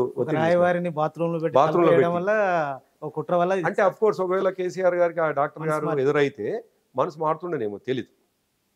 కొన్ని గమ్మత్తుగా జరుగుతాయి. ఇక 2009 తర్వాత ఫలితాలు మీకు తెలుసు, పార్టీ ఒక సంక్షోభంలో పడిపోయింది. ఎంతవరకు వచ్చిందంటే కేసీఆర్ రాజీనామా చేయాలనేటువంటి డిమాండ్ వరకు వచ్చింది. ఆ సందర్భంలో అసలు ఆ రాజీనామా ఆలోచన ఎందుకు తీసుకున్నారు కేసీఆర్? ఇప్పుడు 2009లో అంటే డిమాండ్ రాలేదు సుధాకర్ గారు, డిమాండ్ రాలేదు. నిజానికి కొద్దిమంది నేతలు ఒక్క మనిషి కూడా లేదండి, చంద్రశేఖర్ గారు కావచ్చు, ఇట్లాంటి కొద్ది కాదు, వాళ్ళేమో పార్టీని విభేదించిపోయినటువంటి వాళ్ళు. 9 తర్వాత ఏం జరిగింది అంటే పార్టీని చీల్చాలనేటువంటిది. అప్పుడు రెండోసారి ఆయన ముఖ్యమంత్రి అయినారు రాజశేఖర రెడ్డి గారు. రాజశేఖర రెడ్డి గారు ముఖ్యమంత్రి కాగానే ఈ పార్టీ ఇంకా ఆయనకి ఇష్టం లేనటువంటి అంశం ఎత్తుకున్నటువంటి పార్టీ, తెలంగాణ విభజనకి ఇష్టం లేదు కాబట్టి రెండోసారి అయ్యేసరికి ఆయన స్ట్రాంగ్ మ్యాన్గా ఎస్టాబ్లిష్ అయిపోయాడు. కాబట్టి మా పార్టీలో ఉన్న ముఖ్య నాయకుల్ని కొద్దిగా చీల్చి అది చేసుకుందామని అప్పటికే చాలా దగ్గర సన్నిహితులైనటువంటి వ్యక్తుల్ని కూడా తీసుకుంటున్నాడు. ఆ టైంలో వీళ్ళేమో బయటికి వెళ్ళిపోయి వీళ్ళు డిమాండ్ చేసినారు. నాకు బాగా గుర్తుంది, నా మీదనే SC/ST కేసు అయింది ఒకటి. మీరు బహుశా మీరు కూడా ఉండుంటారు. రాష్ట్ర కమిటీ సమావేశం రాష్ట్ర కమిటీ సమావేశం జరుగుతున్నది, బయట ఏదో గొడవ జరుగుతుందని కేసీఆర్ గారు నన్ను ప్లస్ రామ్మోహన్ మా ఇద్దరిని పంపినారు. ప్రభాకర్ బయట ఏదో అవుతున్నది ఒకసారి వెళ్ళుంది అంటే నేను బయటికి వెళ్ళాను. బయటికి వెళ్ళేసరికి రవీంద్ర నాయక్ ఆయన వచ్చి గోల చేస్తున్నారు. ఆయన నాకు ఫ్రెండ్ కూడా. విచిత్రం ఏంటంటే ఆయన పార్టీలకు తీసుకురావడానికి నేను ఒక కారణం, రాముల్ నాయక్ మేమిద్దరం కలిసి వాళ్ళ ఇంట్లో కూర్చొని ఆయన తీసుకొచ్చినాం. నాకు స్నేహితుడు కూడా. కానీ ఆయన ఎమోషనల్గా ఉన్నాడు, చాలా ఆవేశంతో ఉన్నాడు. మేము పోయి ఆయనని అన్న అంటే లేదు నేను హాల్కి వస్తా, లోపలికి మీటింగ్ హాల్కి వస్తా అంటే లేదన్నా నేను పార్టీ ఆఫీసులకు తీసుకొని పోతున్నాను. ఆయన మాత్రం ఏంది నేను పార్టీ సభ్యుడిని అయినప్పుడు అప్పటికి ఆయన దూరం ఉన్నాడు, పార్టీకి విభేదించున్నాడు. ఈయన లోపలికి వస్తే గోల చేస్తాడేమో. నేను బయటికి తీసుకొని పోతుంటే, లోపలికి ఆఫీసులో తీసుకొని పోతుంటే ఆయన విదిలించుకొని బయటకు వచ్చేసి కొద్దిగా ఆయనకాయన గొడవ చేసుకున్నాడు. బయటికి పోయి SC/ST కేసు పెట్టినాడు నా మీద రామ్మోహన్ మీద. నేను ఏమోను దాంట్లో. అయితే అదే ఆ రోజు సమావేశం జరుగుతున్నప్పుడు ఆ సమావేశం నుంచి విభేదించినటువంటి వాళ్ళు కావచ్చు, బయటికి పోయి అప్పటికే మాతో భిన్నమైనటువంటి స్వరంతో ఉన్న వాళ్ళు రాజీనామా చేయాలని అనొచ్చు. కానీ కేసీఆర్ గారు ఎక్కడ బాధపడ్డారంటే 2009లో అలయన్స్ పోయినాము, సరే పోయి ఉండవచ్చు, ప్రజలకు అభిష్టానికి భిన్నంగా పోయి ఉండవచ్చు. కానీ ప్రజలకు ఇష్టం లేనటువంటి ప్రజలు మనల్ని ఇంత మనం తెగించి కొట్లాడుతుంటే, ఇంత తెగింపు పోతూ ఉంటే, ఇంత స్వార్థం లేకుండా మనం త్యాగాలు చేస్తూ ఉంటే, ప్రజల ఆదరణ లేని ఏంది ఇది అని ఒకవైపు, రెండోది మనం నమ్ముకున్న వాళ్ళే, మనల్ని ఇష్టమైన వాళ్ళే పార్టీని వదిలిపెట్టిపోతురని రెండోది. ఈ రెండు బాధతో ఆయన్ని రాజీనామా చేసినారు. ఎవరో డిమాండ్ చేస్తే కాదు, ఆయన సొంత నిర్ణయం. కానీ ఆయన మళ్ళీ అధ్యక్షుడిగా కొనసాగాలని జయశంకర్ సార్తో పాటు అందరూ ఆయనతో కూర్చొని ఎట్టి పరిస్థితుల్లో సార్ మీరు కొనసాగకపోతే ఈ పార్టీ ఎట్లయితుందని చెప్పేసి అన్నవారు. కాబట్టి ఆయన మీద ఎవరో ఒత్తిడి చేస్తే రాజీనామా చేయలేదు అన్న. చివరి ఘట్టంలోకి వద్దాం. కేసీఆర్ తెలంగాణ రాష్ట్ర ఏర్పాటు కోసం అంటూ ఆమరణ నిరాహార దీక్ష ప్రకటన చేశారు. అసలు ఈ ప్రకటన అనేది ఎలా పార్టీలో చర్చ జరిగిందా లేదా ఆయన సొంత నిర్ణయం? ఒక్కరూ చర్చ జరగలేదు. దాదాపు 20-25 రోజుల పాటు దీక్ష చేయాలనే నిర్ణయం మాత్రం తనది మాత్రమే. కానీ దీక్ష తర్వాత ఏం జరగాలి, దీక్ష ఎట్లా చేయాలనే నిర్ణయం మాత్రం అందరిది, సమిష్టి నిర్ణయం. ఆయన దీక్ష అనేటువంటిది ఆయన నిర్ణయం అని ఎట్లయింది అంటే, ఆ 14F అనేటువంటి ఒక అది తీసుకొని వస్తే 14F తోటి తెలంగాణ ప్రాంతపు కానిస్టేబుళ్లకు నష్టమవుతుంది. అది 7th జోన్ అని చెప్పినా కానీ ఫ్రీ జోన్ కింద కనిపిస్తూ ఉంది. అది దాన్ని అట్లా చూపిస్తూ ఉన్నారు వాళ్ళు. కాబట్టి నా కళ్ళ ముందరనే తెలంగాణకు మళ్ళీ అన్యాయం జరుగుతుంటే ఇంకా నేను ఎందుకు అని ఉద్యోగ గర్జన ఒక సమావేశం పెడితే, సిద్దిపేటలో సభ పెడితే, ఆ సభలో తను ఎవరితో చర్చించకుండానే, నిజానికి ఒక మనిషితో చర్చించకుండానే ఆయన, ఎందుకంటే అప్పటికప్పుడు కొంత ఎమోషనల్గా ప్రజలకు కూడా ఇది కనిపించాలి, ప్రజల్లో కూడా ఒక ట్రిగ్గర్ అది కావాలి అనేటువంటిది అనుకొని తన మనసులో అనుకుంటూ ఉంటాడు. అక్కడ చెప్పినారు, నేను బ్రతకుండగా ఇంకా తెలంగాణ ప్రజలకు అన్యాయం అయితే నేనెందుకు ఉండాలి, కాబట్టి నేను మన అమర దీక్షకు వెళ్తున్నా నేను అని చెప్పేసి అనౌన్స్ చేసినారు. కానీ తెల్లారి అందరం ఉన్నటువంటి వాళ్ళం, కలిసినటువంటి వాళ్ళం, దాదాపు ఆయనతోటి రోజు ఉండేటువంటి వాళ్ళం కాబట్టి, రోజు పొద్దున్న నుంచి రాత్రి వరకు తనతోనే ఉండేవాళ్ళం కాబట్టి, ఎంత వారించినా 3వ రోజు 4వ రోజుకి ఆయన చివరికి చాలా సీరియస్ అయినారు. ఒకటే మాట చెప్పినారు ఆయన, నేను దీక్ష అనౌన్స్ చేయడం అనేటువంటిది జరిగిపోయింది, కానీ మీరు దీక్ష వద్దని వారించుడు బంద్ చేయండి. నా శరీరం ఏంది, నేనేంది, నాకు ఆ శక్తి ఏంది నాకు తెలుసు, కానీ దీక్ష నేను చేస్తే ఏం చేద్దాము అది మీరు ఆలోచన చేయండి తప్ప నన్ను అధైర్యపరచకండి, నన్ను భయస్థుడు చేయకండి అని ఆయన చాలా చాలా సీరియస్గా. అట్లా దీక్ష అనే నిర్ణయం తర్వాత ఒక 20 రోజుల పాటు దాని మీద చాలా సీరియస్ ఎక్సర్సైజ్ చేసినాం. కొన్ని రాత్రులు అయితే నాకు బాగా గుర్తున్నటువంటి సందర్భం, తెల్లవారుజామున సూర్యుడు వస్తుంటే కూడా మేము ఇంటికి వెళ్ళిపోయినటువంటి రోజులున్నాయి. కేవలం ఒక 10-12 మంది మాత్రమే దాంట్లో ఉండుటమి. దాంతోపాటు మా నాయకులు, పార్టీ నాయకులే కాకుండా ఉద్యోగస్తులను ఎట్లా ఇన్వాల్వ్ చేయాలనుకున్నప్పుడు మాత్రం స్వామి గౌడ్ గారు, దేవిప్రసాద్ గారు, శ్రీనివాస్ గౌడ్, విఠలు, వీళ్ళు ప్లస్ జిల్లాలకు సంబంధించినటువంటి వాళ్ళ టీఎన్జిఓ నాయకులు వాళ్ళు వచ్చేది. మిగతా వాళ్ళు మాత్రం మా పార్టీకి సంబంధించినటువంటి ముఖ్య నాయకులుగా ఉన్నటువంటి వాళ్ళు మాత్రమే ఈ దీంట్లో డిస్కషన్స్లో పాల్గొని దాదాపు 20 రోజులు అట్లా 27వ తేదీ నాడు ఆయన కరీంనగర్ పోవటం. అంటే ఇప్పుడు మీరు ఏదైతే 20 రోజుల్లో ప్లాన్ చేశారో వాస్తవంగా ఆ తర్వాత ఆ ప్లాన్ ప్రకారమే జరిగిందా? ఆ ప్లాన్ అంటే మేమేమనుకున్నామంటే 29 నాడు కూర్చొనిస్తారు, కూర్చొని ఇచ్చేంత ఇవ్వకుండా అంత నిర్బంధం ఉండదు, మేము చాలా క్లియర్గా ప్రిపేర్ అయి ఉంటుంది. అయితే ఆ 20 రోజులు జరిగినటువంటిది తను దీక్షలో కూర్చుంటే మేమేం చేయాలి, పార్టీగా ప్రజలకు కోపడేటివి ఏం చేయాలి, ప్రజలకు కనిపించేటివి ఏం చేయాలి, కనిపించకుండా చేసేటివి కేసీఆర్ గారు ప్లాన్ చేసింది కాదు, కనిపించకుండా చేసేటివేమో మేము చేసుకున్నాం.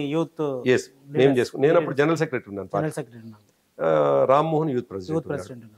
అయితే కనిపించకుండా ఉండేటువంటి మాత్రం మేము ప్లాన్ చేసుకున్నాం. కానీ ఏం చేయాలి అనేటువంటిది కేసీఆర్ గారు మీ ప్లాన్ ఏంటప్పుడు ఒకవేళ కూర్చోబెడితే అంటే మేము అనుకుంది 29 నాడు కేసీఆర్ గారు దీక్ష కూర్చుంటారు, నవంబర్ 27 నాడు ఆయన 20 రోజుల మొత్తం కంప్లీట్ చేసిన తర్వాత ఎక్సర్సైజ్ కంప్లీట్ చేసి 27 సాయంకాలం 6 గంటలకు కరీంనగర్ బయలుదేరుతారు సాయంకాలం ఆ టైంలో.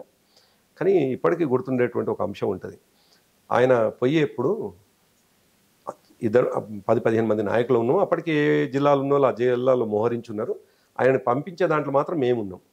మాతో అన్నటువంటి మాట, ప్రభాకర్, జగదీష్ మీకు అప్పచెప్పినటువంటి పనులు పర్ఫెక్ట్గా చేసి పెట్టండి, మళ్ళీ మనం కలుస్తామో లేదో ఆయన అన్నటువంటి మాట. ఈ మళ్ళీ మనం కలుస్తామో లేదో అనేటువంటిది ఒకసారి ఆలోచిస్తే ఆయన ఎంత తెగింపుతో ఆ మాట అని ఉంటారు. కలుస్తామో లేదంటే ఏంది అర్థం? దీక్షలో నేనేమైనా కావచ్చు, ప్రాణమైనా పోవచ్చు, కాబట్టి మళ్ళీ మనం కలుస్తామో లేమో, మీకు అప్పచెప్పిన పనులు మాత్రం పర్ఫెక్ట్ చేయండి. నిజంగా ఆయన అని ఆ మాట అని కారెక్కి వెళ్ళిపోతుంటే మేము కళ్ళకి నీళ్ళు తెచ్చుకున్నాం.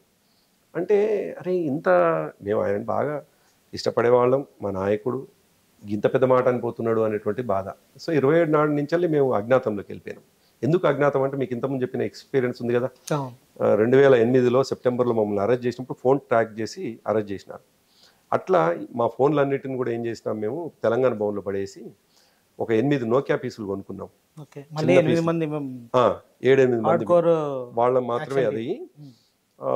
ఈ నెంబర్లు ఎవరి కుటుంబ సభ్యులకు కూడా ఇవ్వకుండా మేము అనుకుంది ఏంటంటే, అప్పటికి జనం ఇన్వాల్వ్మెంట్ లేదు.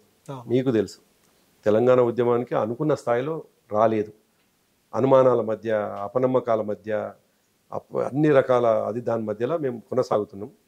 2009 నాటికి నేను అనుకుంటాను 10 to 15% కూడా తెలంగాణ సమాజం మాకు అనుకూలంగా లేదనుకోవాలి. ఎందుకంటే చీలిపోయింది, మాకు ఓటు కూడా తక్కువ వచ్చింది కదా. 9 మంది మేము గెలిచినాం కదా, 10 మంది మేము గెలిచినాం కదా. సో అటువంటి పరిస్థితి నుంచి వెళ్ళి ఆ దీక్ష 29 నాడు ప్రారంభమైతే దీక్షకు వచ్చే ముందు కేసీఆర్ గారిని అరెస్ట్ చేశారు. మేము ఆ రాత్రి మేము అనుకున్నటువంటిది ఏంటంటే, సరే దీక్షకు ఆయన కూర్చున్నప్పుడు జిల్లాల వారిగా అలర్ట్ చేయడం, జిల్లాల వారిగా ఎట్లా బంధువులు జరగాలి, ఏమేమి ట్రైన్లు ఎక్కడ ఆగాలి, బస్సులు ఎట్లా ఆగిపోవాలి, బస్ డిపోల ముందర ఎట్లా ధర్నాలు జరగాలి, ఇది మా ప్లానింగ్. కానీ ఎప్పుడైతే 29 నాడు ప్రొద్దున మేము లేచినాము 11 గంటలకు ఫ్రెష్ అయిపోయి కూర్చొని ఉన్నాం. నేను జగదీష్ రెడ్డి గారు ఇద్దరు వాళ్ళ మేనమామ ఇంట్లో కూర్చొని ఉన్నాం. రామకృష్ణాపురంలో దిల్సుఖ్ నగర్ దగ్గర కూర్చొని ఉన్నాం. మాకు టీవీలో వస్తుంది శ్రీకాంతాచారి తగలబెట్టుకున్నట్టుగా. ఆ రోజు కొద్దిగా బాధపడ్డాం. అసలు మేము నిజానికి అంత ఎక్స్ట్రీమ్ కార్యక్రమాలు అనుకోలేదు. కానీ ఆ రోజు రాత్రి దాదాపుగా దిల్సుఖ్ నగరు, ఆ చెంపాపేటు, ఆ ఏరియాలో ఒక 5-6 ఆంధ్ర ప్రాంతానికి పోతున్నటువంటి బస్సులు తగలబడ్డాయి, మీకు గుర్తుండాలి. అదేవిధంగా ఇది కూకట్పల్లి హౌసింగ్ బోర్డు కాలనీలో అక్కడ దాదాపు 5-6 బస్సులు 29 నాడు రాత్రి తగలబడ్డాయి. అంటే దాంతో ఎందుకు తగలబడ్డాయి అంటే ఇక ప్రజలు అటెన్షన్ డ్రా కావాలి. అందులో మీరు స్వయంగా పాల్గొన్నారా? కాదు, మేము ఆర్గనైజ్ చేసినటువంటి వ్యక్తులే. అక్కడనేమో బిఎన్ రెడ్డి ఆ ప్రాంతం అంటే చంపాపేట నరసింహరావు అని మా పార్టీ నాయకుడు. మీకు అన్నిటికీ మేము వ్యక్తిగతంగా పోలేము. యాజ్ ఏ నాయకుడుగా మేము యాజ్ ఏ నాయకుడుగా చేసినటువంటివి ఇటు వెంకటరెడ్డి, నగేష్ అని, తర్వాత షంబీపూర్ రాజు మీకు ఇప్పుడు ఎమ్మెల్సీగా ఉన్నాడు, ఆయన ప్రవీణ్ రెడ్డి అని, పల్లా ప్రవీణ్ రెడ్డి అని మా నాయకుడు ఆయన కొన్ని కార్యక్రమాలు ఇట్లా డిఫరెంట్గా. అంటే మేము ఏం చేస్తుంటే 2008 తర్వాత ఏదైతే బ్యాడ్ ఎక్స్పీరియన్స్ మమ్మల్ని అరెస్ట్ చేసిండ్రో, మేము దీక్షకు పోయే ముందు వ్యక్తిగతంగా మేమే ఫోన్లన్నీ పక్క పెట్టి జిల్లాలన్నీ తిరిగి వచ్చాం మేమే. ఎందుకంటే ఫోన్లలో చెప్తే అప్పటికే ట్రాక్ చేస్తున్నారు. ఎక్కడ ఏమైనా సంఘటన జరిగిందంటే మమ్మల్ని అరెస్ట్ చేసి లిఫ్ట్ చేసేటువంటి పరిస్థితులు ఉన్నాయి. అన్నాడు సెక్రటేరియట్ ముందరికెళ్ళి పోయలేనటువంటి పరిస్థితులు ఉన్నాయి. అంత నిర్బంధ కాండ కనిపిస్తూ ఉంది. అప్పుడు ఏం చేసినామంటే జిల్లాల వారిగా మేము పోయి మా నాయకులను కొంతమందిని, ఫర్ ఎగ్జాంపుల్ ఇప్పుడు వరంగల్ పోతాం, ఫోన్ చేయం, వరంగల్ పోతే అక్కడ పెద్ది సుదర్శన్ రెడ్డి మేము అనుకున్న టార్గెట్స్ని పర్ఫెక్ట్ చేయగలుగుతాడు అనిపించేది. పెద్ది సుదర్శన్ రెడ్డి, వినయ్ భాస్కరు, జీవి రామకృష్ణారావు కరీంనగర్లో, కోరుకంటి చందరు, నిజామాబాద్లో జీవన్ రెడ్డికి చాలా పెద్ద టాస్క్ అప్పచెప్పినాం మేము. చెట్లను నరికేసి రోడ్డు అడ్డమే అయిపోయాలి అని, చాలా సీరియస్ టాస్క్ అది. చాలా కాదు ఈ బంద్ ఇదే 2009 తర్వాత దీక్ష తర్వాత. అక్కడ నుండి మెదక్లో రఘునందన్ రావు, అదేవిధంగా రంగారెడ్డి జిల్లాలో షంబీపూర్ రాజు, ఇక్కడ జేపీ శ్రీనివాసరావు, ఇట్లా చాలా మందిని మేము అనుకున్నటువంటి నాగార్జునచారి నల్గొండలు, బండా నరేందర్ రెడ్డి మా పార్టీ నాయకుడు బండా నరేందర్ రెడ్డి, ఆయన కూడా చాలా ఎమోషనల్గా ఉంటుండే. సో ఇట్లా మేము ఫోన్ల ద్వారా మాట్లాడే వాళ్ళం కాదు. ఫోన్ల ద్వారా మాట్లాడితే ట్రాక్ చేస్తూ విషయాలు బయటపడతాయని. సో అట్లా 29 నాడు మేము అప్పచెప్పిన పనులు, మేము అనుకుంటున్నట్టు ట్రైన్లు ఆగడానికి పనులు, కొన్ని సందర్భాల్లో అయితే ట్రైన్లు కొన్ని ఫేక్ కాల్తో కూడా ట్రైన్లు ఆగినటువంటి సందర్భాలని, అల్టిమేట్గా ఇవి తప్పు కావచ్చు, ప్రజలకు ఇబ్బంది పట్టేటువంటి సంఘటనలు కావచ్చు, ఇది ఎగ్జాక్ట్లీ ఒక విధ్వంసకరమైనటువంటి సంఘటనలు కావచ్చు, ఒక రకమైనటువంటి అవి తప్పే, ఇది సమాజానికి తప్పే, నేనేం కాదంటలేను. కానీ తెలంగాణ మేము అనుకున్న లక్ష్యం నెరవేరాలంటే మాత్రం తప్పదు కదా అనేటువంటి దాంట్లో చేసినటువంటివి.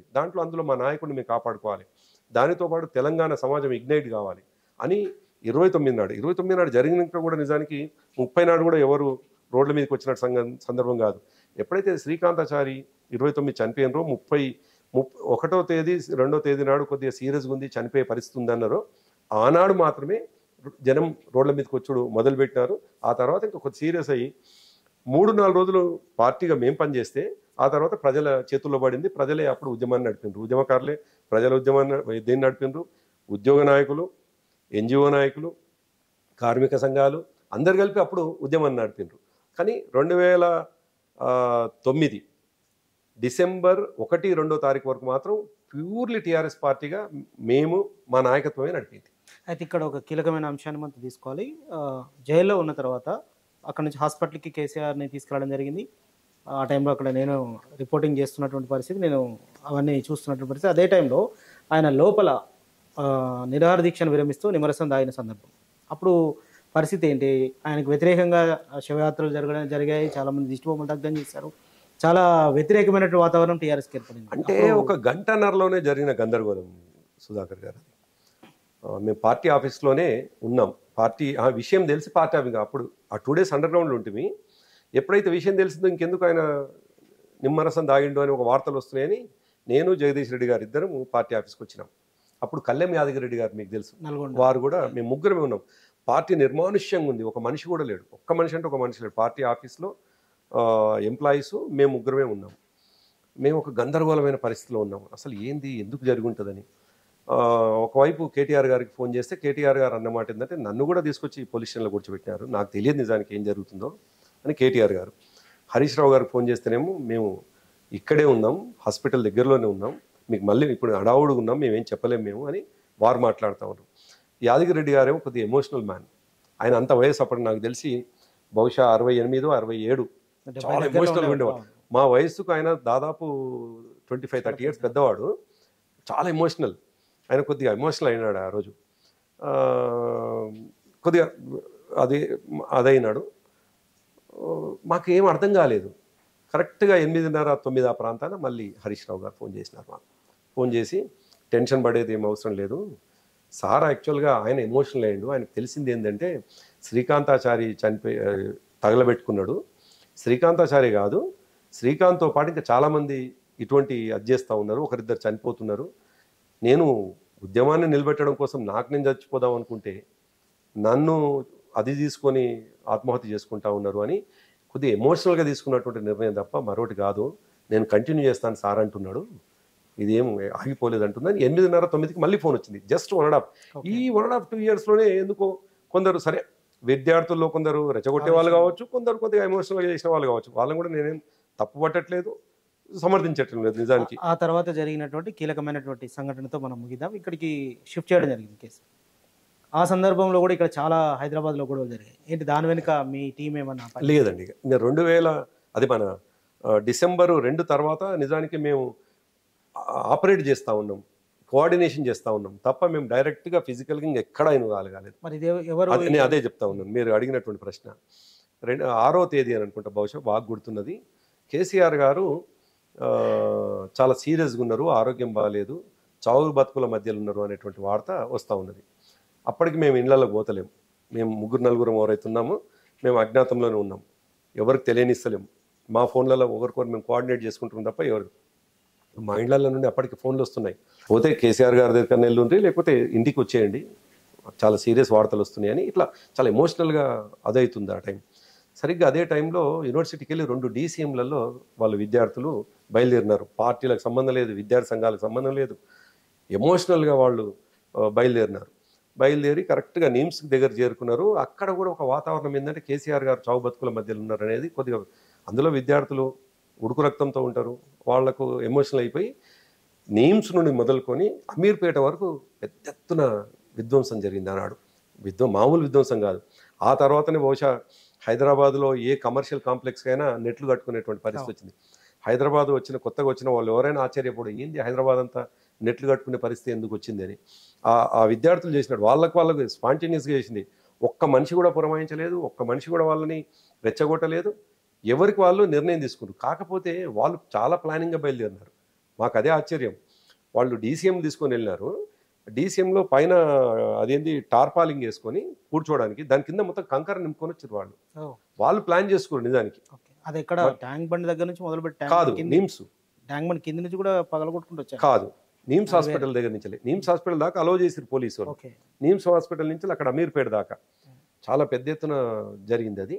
సో దాంతో స్టేట్ కూడా భయానికి వచ్చింది. December 9 ప్రకటనకు స్టేట్ కూడా భయానికి వచ్చింది, అది ఇంకా తీవ్రమవుతుంది. ఒకవైపు ఏమో విధ్వంసం జరుగుతూ ఉంది, తగలబడుడు జరుగుతూ ఉంది, పిల్లల ఆత్మహత్యలు జరుగుతూ ఉన్నాయి. మరోవైపు ఏమో 7వ తారీఖు నాడు అఖిలపక్ష సమావేశం ఏర్పడ్డది. ఆ అఖిలపక్ష సమావేశంలో ఆయన రోషయ్య గారు రాయబారము ఇదంతా కూడా 8వ తేదీ నాడు ఆటోమేటిక్గా అక్కడి నుంచి వెళ్ళి వార్త రావటము నిర్ణయం. ఆ విషయం కేసీఆర్ గారు కోర్స్ ఆయన చెవులో పడకపోవచ్చు కానీ ఎక్స్పెక్ట్ చేస్తున్నాడు. కుటుంబ సభ్యులంతా కూడా చాలా ప్రెషర్ తీసుకొచ్చిండ్రు. నీ శరీరం సహకరించదు, డ్రాప్ కానీ కుటుంబ సభ్యులనేమో బయటి వాళ్ళు వచ్చి ఇన్ఫ్లుయెన్స్ చేస్తూ ఉన్నారు. ఎందుకు మీ నాన్నని పోగొట్టుకుంటారా మీరు, ఎందుకు మీరు అంటే ఈ విషయం మాకు తెలిసిందే తప్ప మేము పోలే, మేమంతా బయట తిరుగుతున్నాం. మేము రోజుకు ఒక రోజు ఒక ఫ్రెండ్ ఇంట్లో ఉంటే ఇంకో రోజు ఇంకో ఫ్రెండ్ ఇంట్లో ఇట్లా తిరుగుతున్నాం మేము. మాకైతే సరిగ్గా డిసెంబర్ 9 రాత్రి 11:30కు పడుకొని అలసిపోయి ఎక్కడో తిరిగి వచ్చి పడుకొని ఉన్నాం. 11:30కు అనౌన్స్మెంట్ తర్వాత మమ్మల్ని లేపింది ఎవరు వచ్చి. అప్పుడు హడావుడిగా మేము నిమ్స్కి వెళ్ళినాం.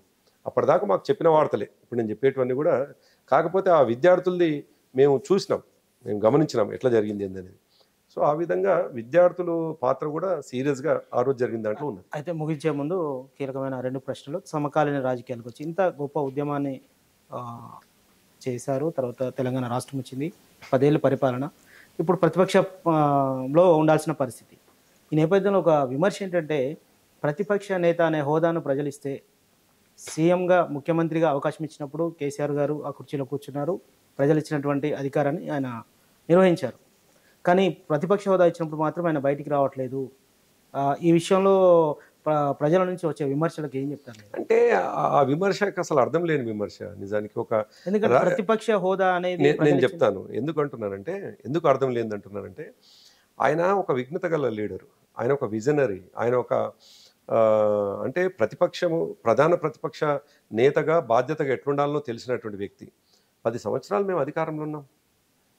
10 సంవత్సరాల అధికారంలో నుండి మేము చేయాల్సినంత చేసి ఉన్నాం, ప్రజలకు అందాల్సినంత అంది ఉన్నది. 10 సంవత్సరాల తర్వాత మమ్మల్ని కాదని ఒక పార్టీని అడిగారా? కేసీఆర్ అడిగారా? కాదు, నేను అదే అంటున్నాను. కాదు, అలుగుడు కాదు ఇది. మమ్మల్ని కాదని ఒక పార్టీని గెలిపించినారు. వాళ్ళని చేసుకొనియాలి కదా. వాళ్ళు ప్రభుత్వంగా చేయాల్సిన పనులు చేసుకుంటూ పోవాల్సినటువంటి ఒక వాతావరణాన్ని కూడా మేము కూడా ఇవ్వాలి. ఒక ప్రతిపక్ష నేతగా ఆయన, అందులో అంత అనుభవం ఉన్నటువంటి వ్యక్తిగా, ఒక విఘ్నత కలిగినటువంటి నాయకుడిగా ఆయన రోజు పని చేసుకుంటూ పోతే గిల్లి వెనుక గుంజేటువంటి వ్యక్తి కాదు. కాబట్టి సరే, ఇప్పుడు మా పార్టీగా మేము ప్రతిపక్ష పాత్ర పోషించాలి, మేము పోషిస్తూనే ఉన్నాం. కానీ అంత అనుభవం కలిగిన నాయకుడు కూడా మా పార్టీ అంతా కూడా ఏమంటారు, ఆయనేమో అనుభవం కలిగిన నాయకుడు. నా ప్రశ్న ఒకటే, మీరు దీర్ఘకాలం ఉన్నారు, ఇప్పుడు ప్రజలు కోరుకోవట్లేదా అసెంబ్లీలో కాంగ్రెస్ ప్రభుత్వాన్ని, లేదా వాళ్ళు ఇచ్చినటువంటి హామీలు నెరవేర్చట్లేదని? కేసీఆర్ లాంటి ఒక మెచ్యూరిటీ ఉన్నటువంటి బలమైనటువంటి నేత గలం విప్పాలి అసెంబ్లీలో అని అనుకోవట్లేదా ప్రజలు? డెఫినెట్గా అనుకుంటారు. మరి ఆ ప్రజల ఆకాంక్షను నెరవేర్చాల్సిన బాధ్యత ఉద్యమ నేతగా కేసీఆర్ తప్పకుండా ఉంటుంది. మీరు అనేది రెండు కరెక్ట్. ప్రజలు కోరుకుంటారు, మేము అనాల్సింది కూడా. అయితే దానికి ఒక సమయం ఉంటుంది, ఒక సందర్భం ఉంటుంది. నువ్వు ప్రారంభించక ముందుకే నువ్వు అడ్డుపడతావు అనేటువంటిది కూడా ప్రజలు హర్షించరు. ప్రజలకు ఏం కోరుకుంటుందంటే ప్రతిపక్షంగా మా పాత్ర ఎట్లుండాలి అనేది వాళ్ళు కోరుకున్నట్టుగానే వాళ్లకు ప్రభుత్వం ఇచ్చిన హామీలు కూడా నెరవేర్చాలనేటువంటి కోరిక కూడా ఉంటుంది. దానికి మేము అడ్డంకి అనేటువంటి భావన కలగకూడదు అనేటువంటిది కూడా కేసీఆర్ గారికి ఉన్నటువంటి ఒక ఆలోచన. ఎందుకంటే కేసీఆర్ డెఫినెట్గా ఎందుకు రారు? కేసీఆర్, నేను ఒక మాట చెప్తాను సుధాకర్ గారు, కేసీఆర్ గారు ఈ భూమి మీద ఉన్నంత కాలం ప్రజల కోసమే ఆలోచిస్తారు.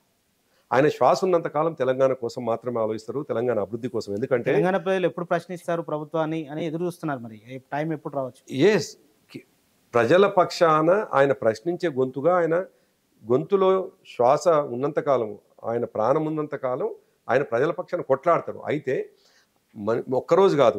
ఇంకోటి ఏంటంటే మీరు కొత్త వాళ్ళు కాదు, మీకు అన్ని విషయాలు తెలుసు.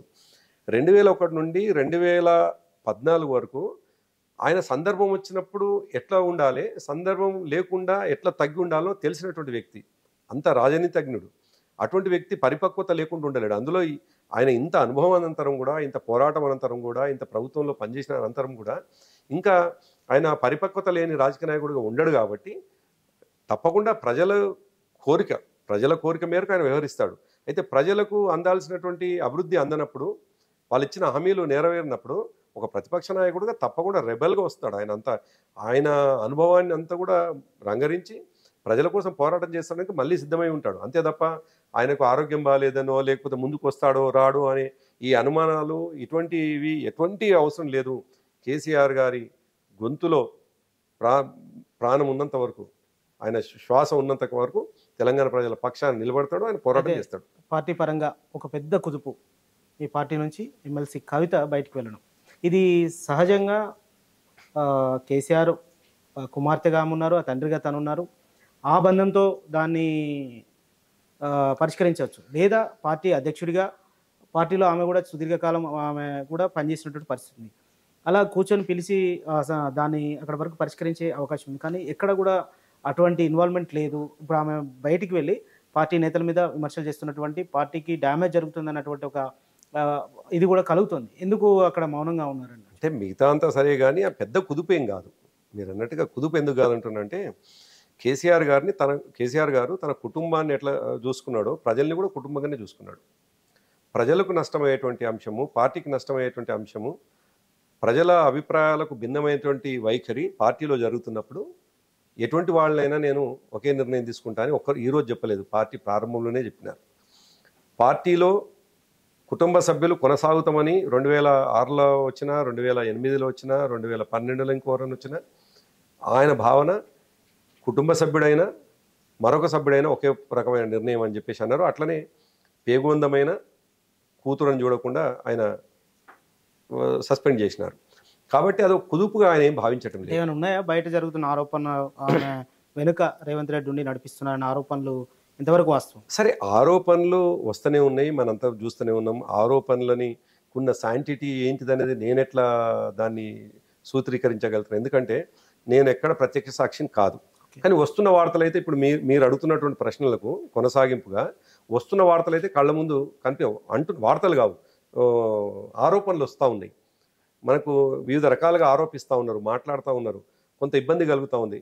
నిజానికి తండ్రి 73-74 సంవత్సరాల వయస్సులో ఒక ఉద్యమ నాయకుడు, మేము నిజానికి ఆయనకు 30 ఏళ్ల వయసులో మాకు అటాచ్ అయితే మాకే కొద్ది బాధ కలుగుతూ ఉంది.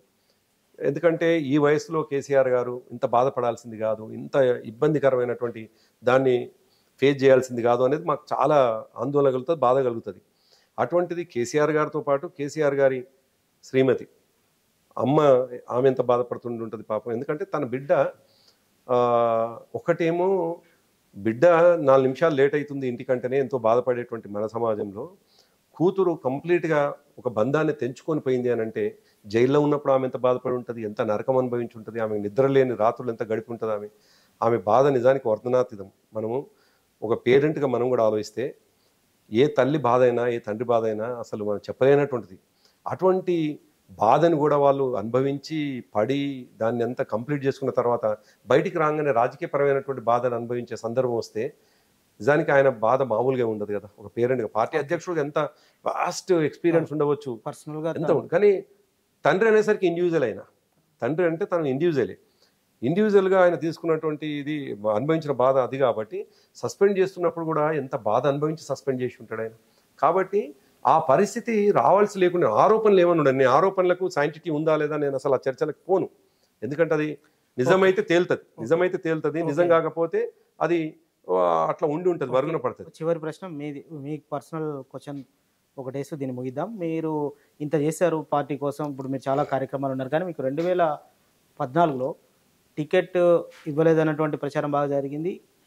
ఇద్దామనుకొని ఫోన్ చేస్తే మీరు ఫోన్ ఎత్తలేదన్నటువంటి, ఫోన్ కూడా ఎత్తకపోవడం వల్ల టికెట్ కోల్పోయారనేటువంటిది ఏంటి, అసలు ఏం జరిగింది? అదే నిజమే. 2014లో ఈ సర్వేలలో అన్ని సర్వేలలో నాకే అనుకూలంగా వచ్చినుండే. 9వ తారీఖు నాడు దాని నామినేషన్ల చివరి రోజు ఉండే. సో 6వ తేదీ 7వ తేదీ రాత్రి కూడా 7వ తేదీ నాడు రాత్రి బహుశా 9-10 ఆ ప్రాంతాన కేటీఆర్ గారు, హరీష్ రావు గారు ఇద్దరు కూడా నాకు ఫోన్ చేసినారు. ఫోన్ చేసి అన్న మీది ఫైనల్ అయిపోయింది, డాడీ కూడా ఒప్పేసుకున్నారు, రేపు పొద్దున్న వచ్చి మేము రేపు పొద్దున్న నుంచి ఉండమంటే 8వ తేదీ నాడు మేము నామినేషన్లకు వెళ్తాము, మీరు పొద్దున్న వచ్చి బీఫామ్ కూడా తీసుకుపోవచ్చు అని చెప్పేసి కేటీఆర్ గారు, హరీష్ రావు గారు చెప్పినారు. అదే టైంలో రాజేందర్ గారు కూడా వీళ్ళకి బాగా అనుబంధంగా ఉండేది కాబట్టి రాజేందర్ గారికి చెప్పినట్టు వీళ్ళు, ఆయన కూడా ఫోన్ చేసినారు. ఫోన్ చేసి నీది ఫైనల్ అయిపోయిందంటే కామ్రేడ్ అంటుండే ఆయన, నీది అయిపోయినట్టుంది, నువ్వు కొద్దిగా మరి వనరులు ఏంది మంచి ఏంది చెడిందంతా చేసుకోను అంటే. సరిగ్గా ఆ టైంకు నాకు ఫోన్ చేసిన టైంకు రామ్మోహన్ నాతో ఉండే. రామ్మోహన్ ఆల్మోస్ట్ నాకు సొంత తమ్ముళ్ళలాగా నాతోటే ఉంటుండే. అంటే మారెడ్డి శ్రీనివాసరెడ్డి గారు మీకు గుర్తుండుంటుంది, ఆయన కూడా నాతో ఉండే. మేము సరిగ్గా నాకు టికెట్ ఫైనల్ అయింది అనేటువంటి దాంతోనే ఉన్నాను. సరిగ్గా ప్రొద్దున 8వ తారీఖు నాడు ప్రొద్దున 6 గంటలకు 5:30కు ఆ రాత్రి అంతా ఏం చేసినానంటే నేను నా వైఫ్తో ప్రొద్దున నామినేషన్ వేయించాలని చెప్పేసి మహిళల్ని రెడీ చేయించుడు, నామినేషన్లు ప్రిపేర్ చేసుడు, కొంత ఎన్నికలు అన్నప్పుడు డబ్బులు రెడీ చేసుకోవాలి. తర్వాత రథాలు తెప్పించుకున్నాను. షంబీపూర్ రాజు ఇప్పుడు ఎమ్మెల్సీ, ఆయన నుంచి రథాలు తెప్పించుకున్నాను. ఇవన్నీ కూడా రెడీ చేసి పెట్టుకున్నాను. ప్రొద్దున 5:30కి బాలమల్లు మీకు టీఎస్ఐఎస్ చైర్మన్ ఉండే, అయితే ఆయన కేసీఆర్ గారి దగ్గర ఉండి ఆయన ఫోన్ చేసినాడు 5:45కి అట్లా చేసినాడు. చేసి అన్న ఇప్పుడు నేను రిలీఫ్ ఉన్నా, ఇప్పటిదాకా టెన్షన్ ఉండే నాకు, నీది అయిపోయింది, బీఫామ్ ఇచ్చేయమన్నాడు సారు, ఇప్పుడే పైకి స్నానానికి వెళ్ళిండు, నువ్వు బయలుదేరి వచ్చేయి అన్నాడు.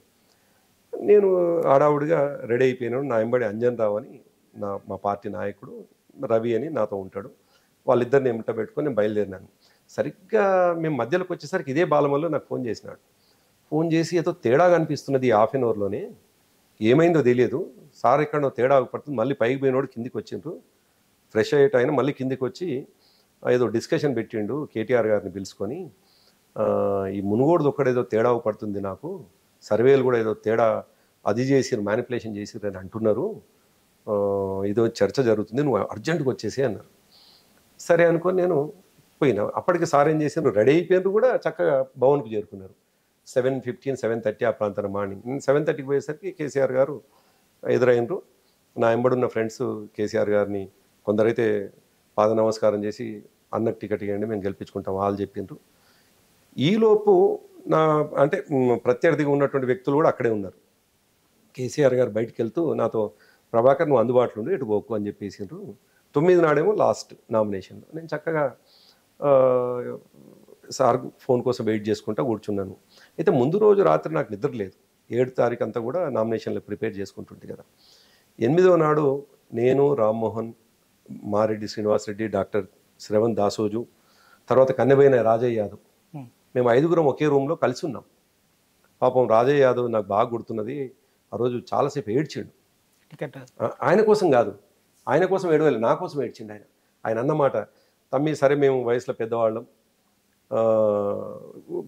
ఉంటాము పోతాం మాకు లేరు, కానీ మీరు యువకులు మీకన్నా అవకాశం రావాలి, ఇప్పటిదాకా నీకు ఫోన్ రాకపోయా ఏం కాకపోయా, ఇంకా నీకు ఇదేంది మీమాంస, ఇలాంటి వాడు కూడా వేయకపోతే బాగా అసలు చిన్నపిల్లలాగా ఏడ్చిండు. నాకు ఆశ్చర్యం, ఈ అందరి ముందలే మేము షాక్ అయినాం, ఎందుకు అట్లా ఏడుస్తున్నావు నువ్వు అని అంటే, అరే మీకోసం తమ్మి మాకేముంది, నా చిన్న మీరు పిల్లలు, మీరు భవిష్యత్తులో అది కావాల్సిన వాళ్ళు అది అని ఏడ్చిండు పాపం. అయినాక ఆ రోజు 10-10:30 అవుతున్నది, ఇంకా నాకు ఫోన్ రావటం లేదు. నేను సంతోష్, రాజ్యసభ సభ్యుడు సంతోష్కి ఫోన్ చేస్తూ ఉన్నా, ఆయన ఎత్తటం లేదు. ఇంకా వివిధ రకాలుగా ఫోన్ చేస్తూ ఉన్నా, ఎవరు కూడా ఫోన్ ఎత్తట్లేదు. 11 గంటలకు ఎందుకో ఒక రకమైనటువంటి అసంతృప్తితోటి, ఒక రకమైనటువంటి బాధతోటి, అప్పటికే 100 ఫోన్లు వస్తూ ఉన్నాయి. నేను ఫోన్ ఏం చేసుకున్నానంటే సైలెంట్ పెట్టుకున్నాను. ఈ వైబ్రేషన్ ఉంటుంది జనరల్గా, సైలెంట్ పెట్టుకున్నాను. కారులో ఫోన్ ఇట్లా సైడ్కి పెట్టుకున్నాను. రామ్మోహన్ గిట్ట కొద్ది బాధపడుతూ నేను ఇంటికి వెళ్ళిపోతా, ఇంకా నాకేం ఫోన్ రావట్లేదు, డౌట్ ఉంది నాకు అని. సరిగ్గా నేను కార్లో కూర్చొని కొద్ది దూరం ప్రయాణం చేసిందో లేదో సంతోష్ వైపు నుంచి వెళ్ళి ఫోన్లు వస్తూ ఉన్నాయి. దాదాపుగా నేను చూసుకోలేదు, నాకు నిద్ర ఎందుకంటే ముందు రోజు రాత్రి నిద్ర లేదు కదా, నాకు నిద్ర పట్టింది. సరిగ్గా అల్కాపూరి చౌరస్తా, అంటే నేను ఫిల్మ్ నగర్ నుండి అల్కాపూర్ పోయేసరికి 40 నిమిషాలు పట్టింది. ఈ 40 నిమిషాల్లో 7 మిస్డ్ కాల్స్ ఉన్నాయి సంతోష్ రావు గారి దగ్గర నుంచి. ఆయన చివరికి పెట్టిన మెసేజ్ ఏమిటంటే, పెదనాన్న మాట్లాడుతూ అంటుండు, నువ్వు అర్జెంటుగా ఫోన్ ఎత్తు అని నాకు మెసేజ్ పెట్టినాడు ఆయన. సరే నేను మళ్ళీ ఫోన్ ట్రై చేస్తే, సిగ్నల్ కార్డు పోయేసరికి నాకు మెయిల్కి వచ్చింది, నేను ఫోన్ చేస్తే నేను ఫోన్ ఎత్తటం లేదు వాళ్ళు. రాత్రి 11:30, 12 అవుతుంది, ఫోన్ కంటిన్యూస్ ట్రై చేస్తున్నాను, వాళ్ళు ఎత్తలేదు. కరెక్ట్ 12:30కి ఫోన్ చేసినాడు సంతోష్ రావు నాకు రిటర్న్ చేసి, ఆయన అన్నమాట, దరిద్రుడు అన్నాను, ఫోన్ ఎత్తకుండా టికెట్ మిస్ అయిన వాళ్ళు ప్రపంచంలో ఎవరన్నా అంటే నువ్వే కావచ్చు అని అన్నాడు. ఎందుకు ఏమైంది అని అంటే, ఆయన నాకు ఫోన్ ట్రై చేయమంటే నేను దాదాపు 7 టైమ్స్ నీకు ఫోన్ చేసినా, నువ్వు ఫోన్ ఎత్తకపోతే మెసేజ్ చేసినా, ఏమైంది అని అంటే ఫోన్ ఎత్తట్లేదు అని అంటే, ఆయన అన్నటువంటి మాట, ఇప్పుడే ఫోన్ ఎత్తినోడు రేపు పోటీ ఎట్లా చేస్తాడరా, వాళ్ళకి టికెట్ ఇప్పించేయమను, కేశవరావు దగ్గర బీఫామ్ ఉంది, వాళ్ళకి ఇంకో ఆయనకు ప్రత్యర్థికి టికెట్ ఇచ్చేయమను అని. ఈలోపు ఈ మధ్యలో జరిగింది ఏంటంటే, ఒకరిద్దరు మా జిల్లాకు సంబంధించినటువంటి నాయకులకు ఫోన్ చేసినట్టు. ఫోన్ చేసి ఎవరు చెప్పిన, మళ్ళీ ఎవరైతే ఫోన్ వచ్చిందో వాళ్ళే నాకు చెప్పినటువంటి మాట, మునుగోడులో ఎవరికి టికెట్ ఇవ్వాలి అని అంటే ప్రభాకర్ అన్నకి ఇవ్వాలి అని ఒక నాయకుడు చెప్పాడు, మా జిల్లా నాయకుడు. ఏ ప్రభాకర్ కని గద్దించి ప్రభాకర్ ఏ ప్రభాకర్కి వాళ్ళని గద్దించి మాట్లాడితే ఆయన నాకు అనుకూలంగా చెప్పకుండా కూసుకుంట్ల ప్రభాకర్ రెడ్డి అని చెప్పిండట. అక్కడ కేసీఆర్ గారు అన్నటువంటి మాట, ఒక ఫోన్ ఎత్తట్లేదు, ఇట్లా సమాచారం వస్తుంది మనకు, ఇటువంటి వాతావరణం ఉన్నదని కోపానికి వచ్చేసి ఆయన ఆ రాత్రి 11:45, ఎందుకంటే పొద్దున్నే నామినేషన్ 9th లాస్ట్ నామినేషన్, ఆయనకు టికెట్ ఇచ్చేయండి అని చెప్పేస్తే 12:30కి నాకు సంతోషరావు గారు ఫోన్ చేసి, ఆయన పాపం ఒకంత ప్రేమ అభిమానం ఉన్నా కానీ కోపానికి వచ్చి దరిద్రుడు అన్నాను, ఫోన్ ఎత్తక టికెట్ పోగొట్టుకున్నాను అని. నిజంగా కూడా ఎప్పుడు బాధ కలిగేటువంటి అంశం ఏంటంటే, ఒక ఫోన్ ఎత్తకుండా టికెట్ మిస్ అయింది, జీవితమే మారిపోయింది అనేటువంటిది ఆ బాధ ఉన్నప్పటికీ మళ్ళీ అనిపిస్తుంది. మీకు తెలియంది కాదు, నేను అర్థం చేసుకుంది కాదు. ఒక తెలంగాణ ఉద్యమకారుడిగా ఈ టికెట్లో, ఈ మంత్రి పదవిలో, ఈ ఎమ్మెల్యేలో, ఈ ఎమ్మెల్సీ ఎంపీలో అనే దానికంటే కూడా సరే తెలంగాణ ఉద్యమంలో మమేకమై పనిచేసినాం, అనుకున్న తెలంగాణ రాష్ట్రం వచ్చింది, తెలంగాణ లక్ష్య సాధనలో మన భాగస్వామ్యం ఇంత తీవ్రంగా ఉంది. ఇప్పుడు మీరు రివీల్ చేసినటువంటి అనేక విషయాలకు ప్రత్యక్ష సాక్షులం, ప్రత్యేక కారకులం మనం. ఇంతకంటే సంతృప్తి ఏముంటుంది? ఈ ఎమ్మెల్యే అనేటువంటిది కాదు, ఎమ్మెల్యే 5 సంవత్సరాలు ఉంటుంది, వెళ్ళిపోతుంది. కానీ ఇప్పుడు మీరు రివీల్ చేసిన నిజానికి ఈ అనుభవాలు మీరేమో నాకు గుర్తు చేసినారు, నేను అన్ని విషయాలు చెప్పినాను. తెలంగాణలో ఉన్న, తెలంగాణ కోసం పనిచేసిన చాలామంది ఉద్యమకారులు వాళ్ళ స్థాయిలో, వాళ్ళ పరిధిలో ఇటువంటి కార్యక్రమాలు అన్నీ చేస్తేనే తెలంగాణ వచ్చింది. నేను రివీల్ చేస్తూ వచ్చినటువంటి కావు, చాలామంది చేస్తూ వచ్చినటువంటి ఇటువంటి అదృష్టము, ఇట్లా చరిత్రలో గుర్తుండిపోయేటువంటి విషయాలు కొత్తగా పార్టీలకు వచ్చిన వాళ్ళకో, లేకపోతే కేవలం ఎమ్మెల్యే కోసం మాత్రమే వచ్చిన వాళ్ళకో, మంత్రిగా మాత్రమే వచ్చిన వాళ్ళకు ఉండవు కదా. కాబట్టి వాళ్ళకేమో మంత్రి పదవి అనేటువంటి సంతృప్తి, ఎమ్మెల్యే అనే సంతృప్తి, మాజీలు అనేటువంటిది ఉండొచ్చు. మేము మాజీలం ఎప్పుడు కాము ఉద్యమకారులు, తెలంగాణ తెచ్చినాం అనేటువంటి ఒక సంతృప్తి ఉంటుంది.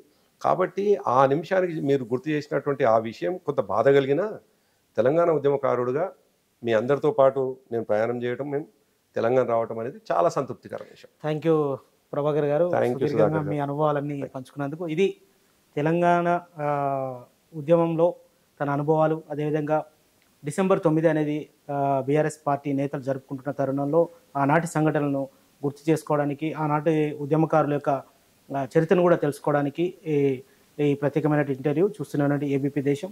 Thank you.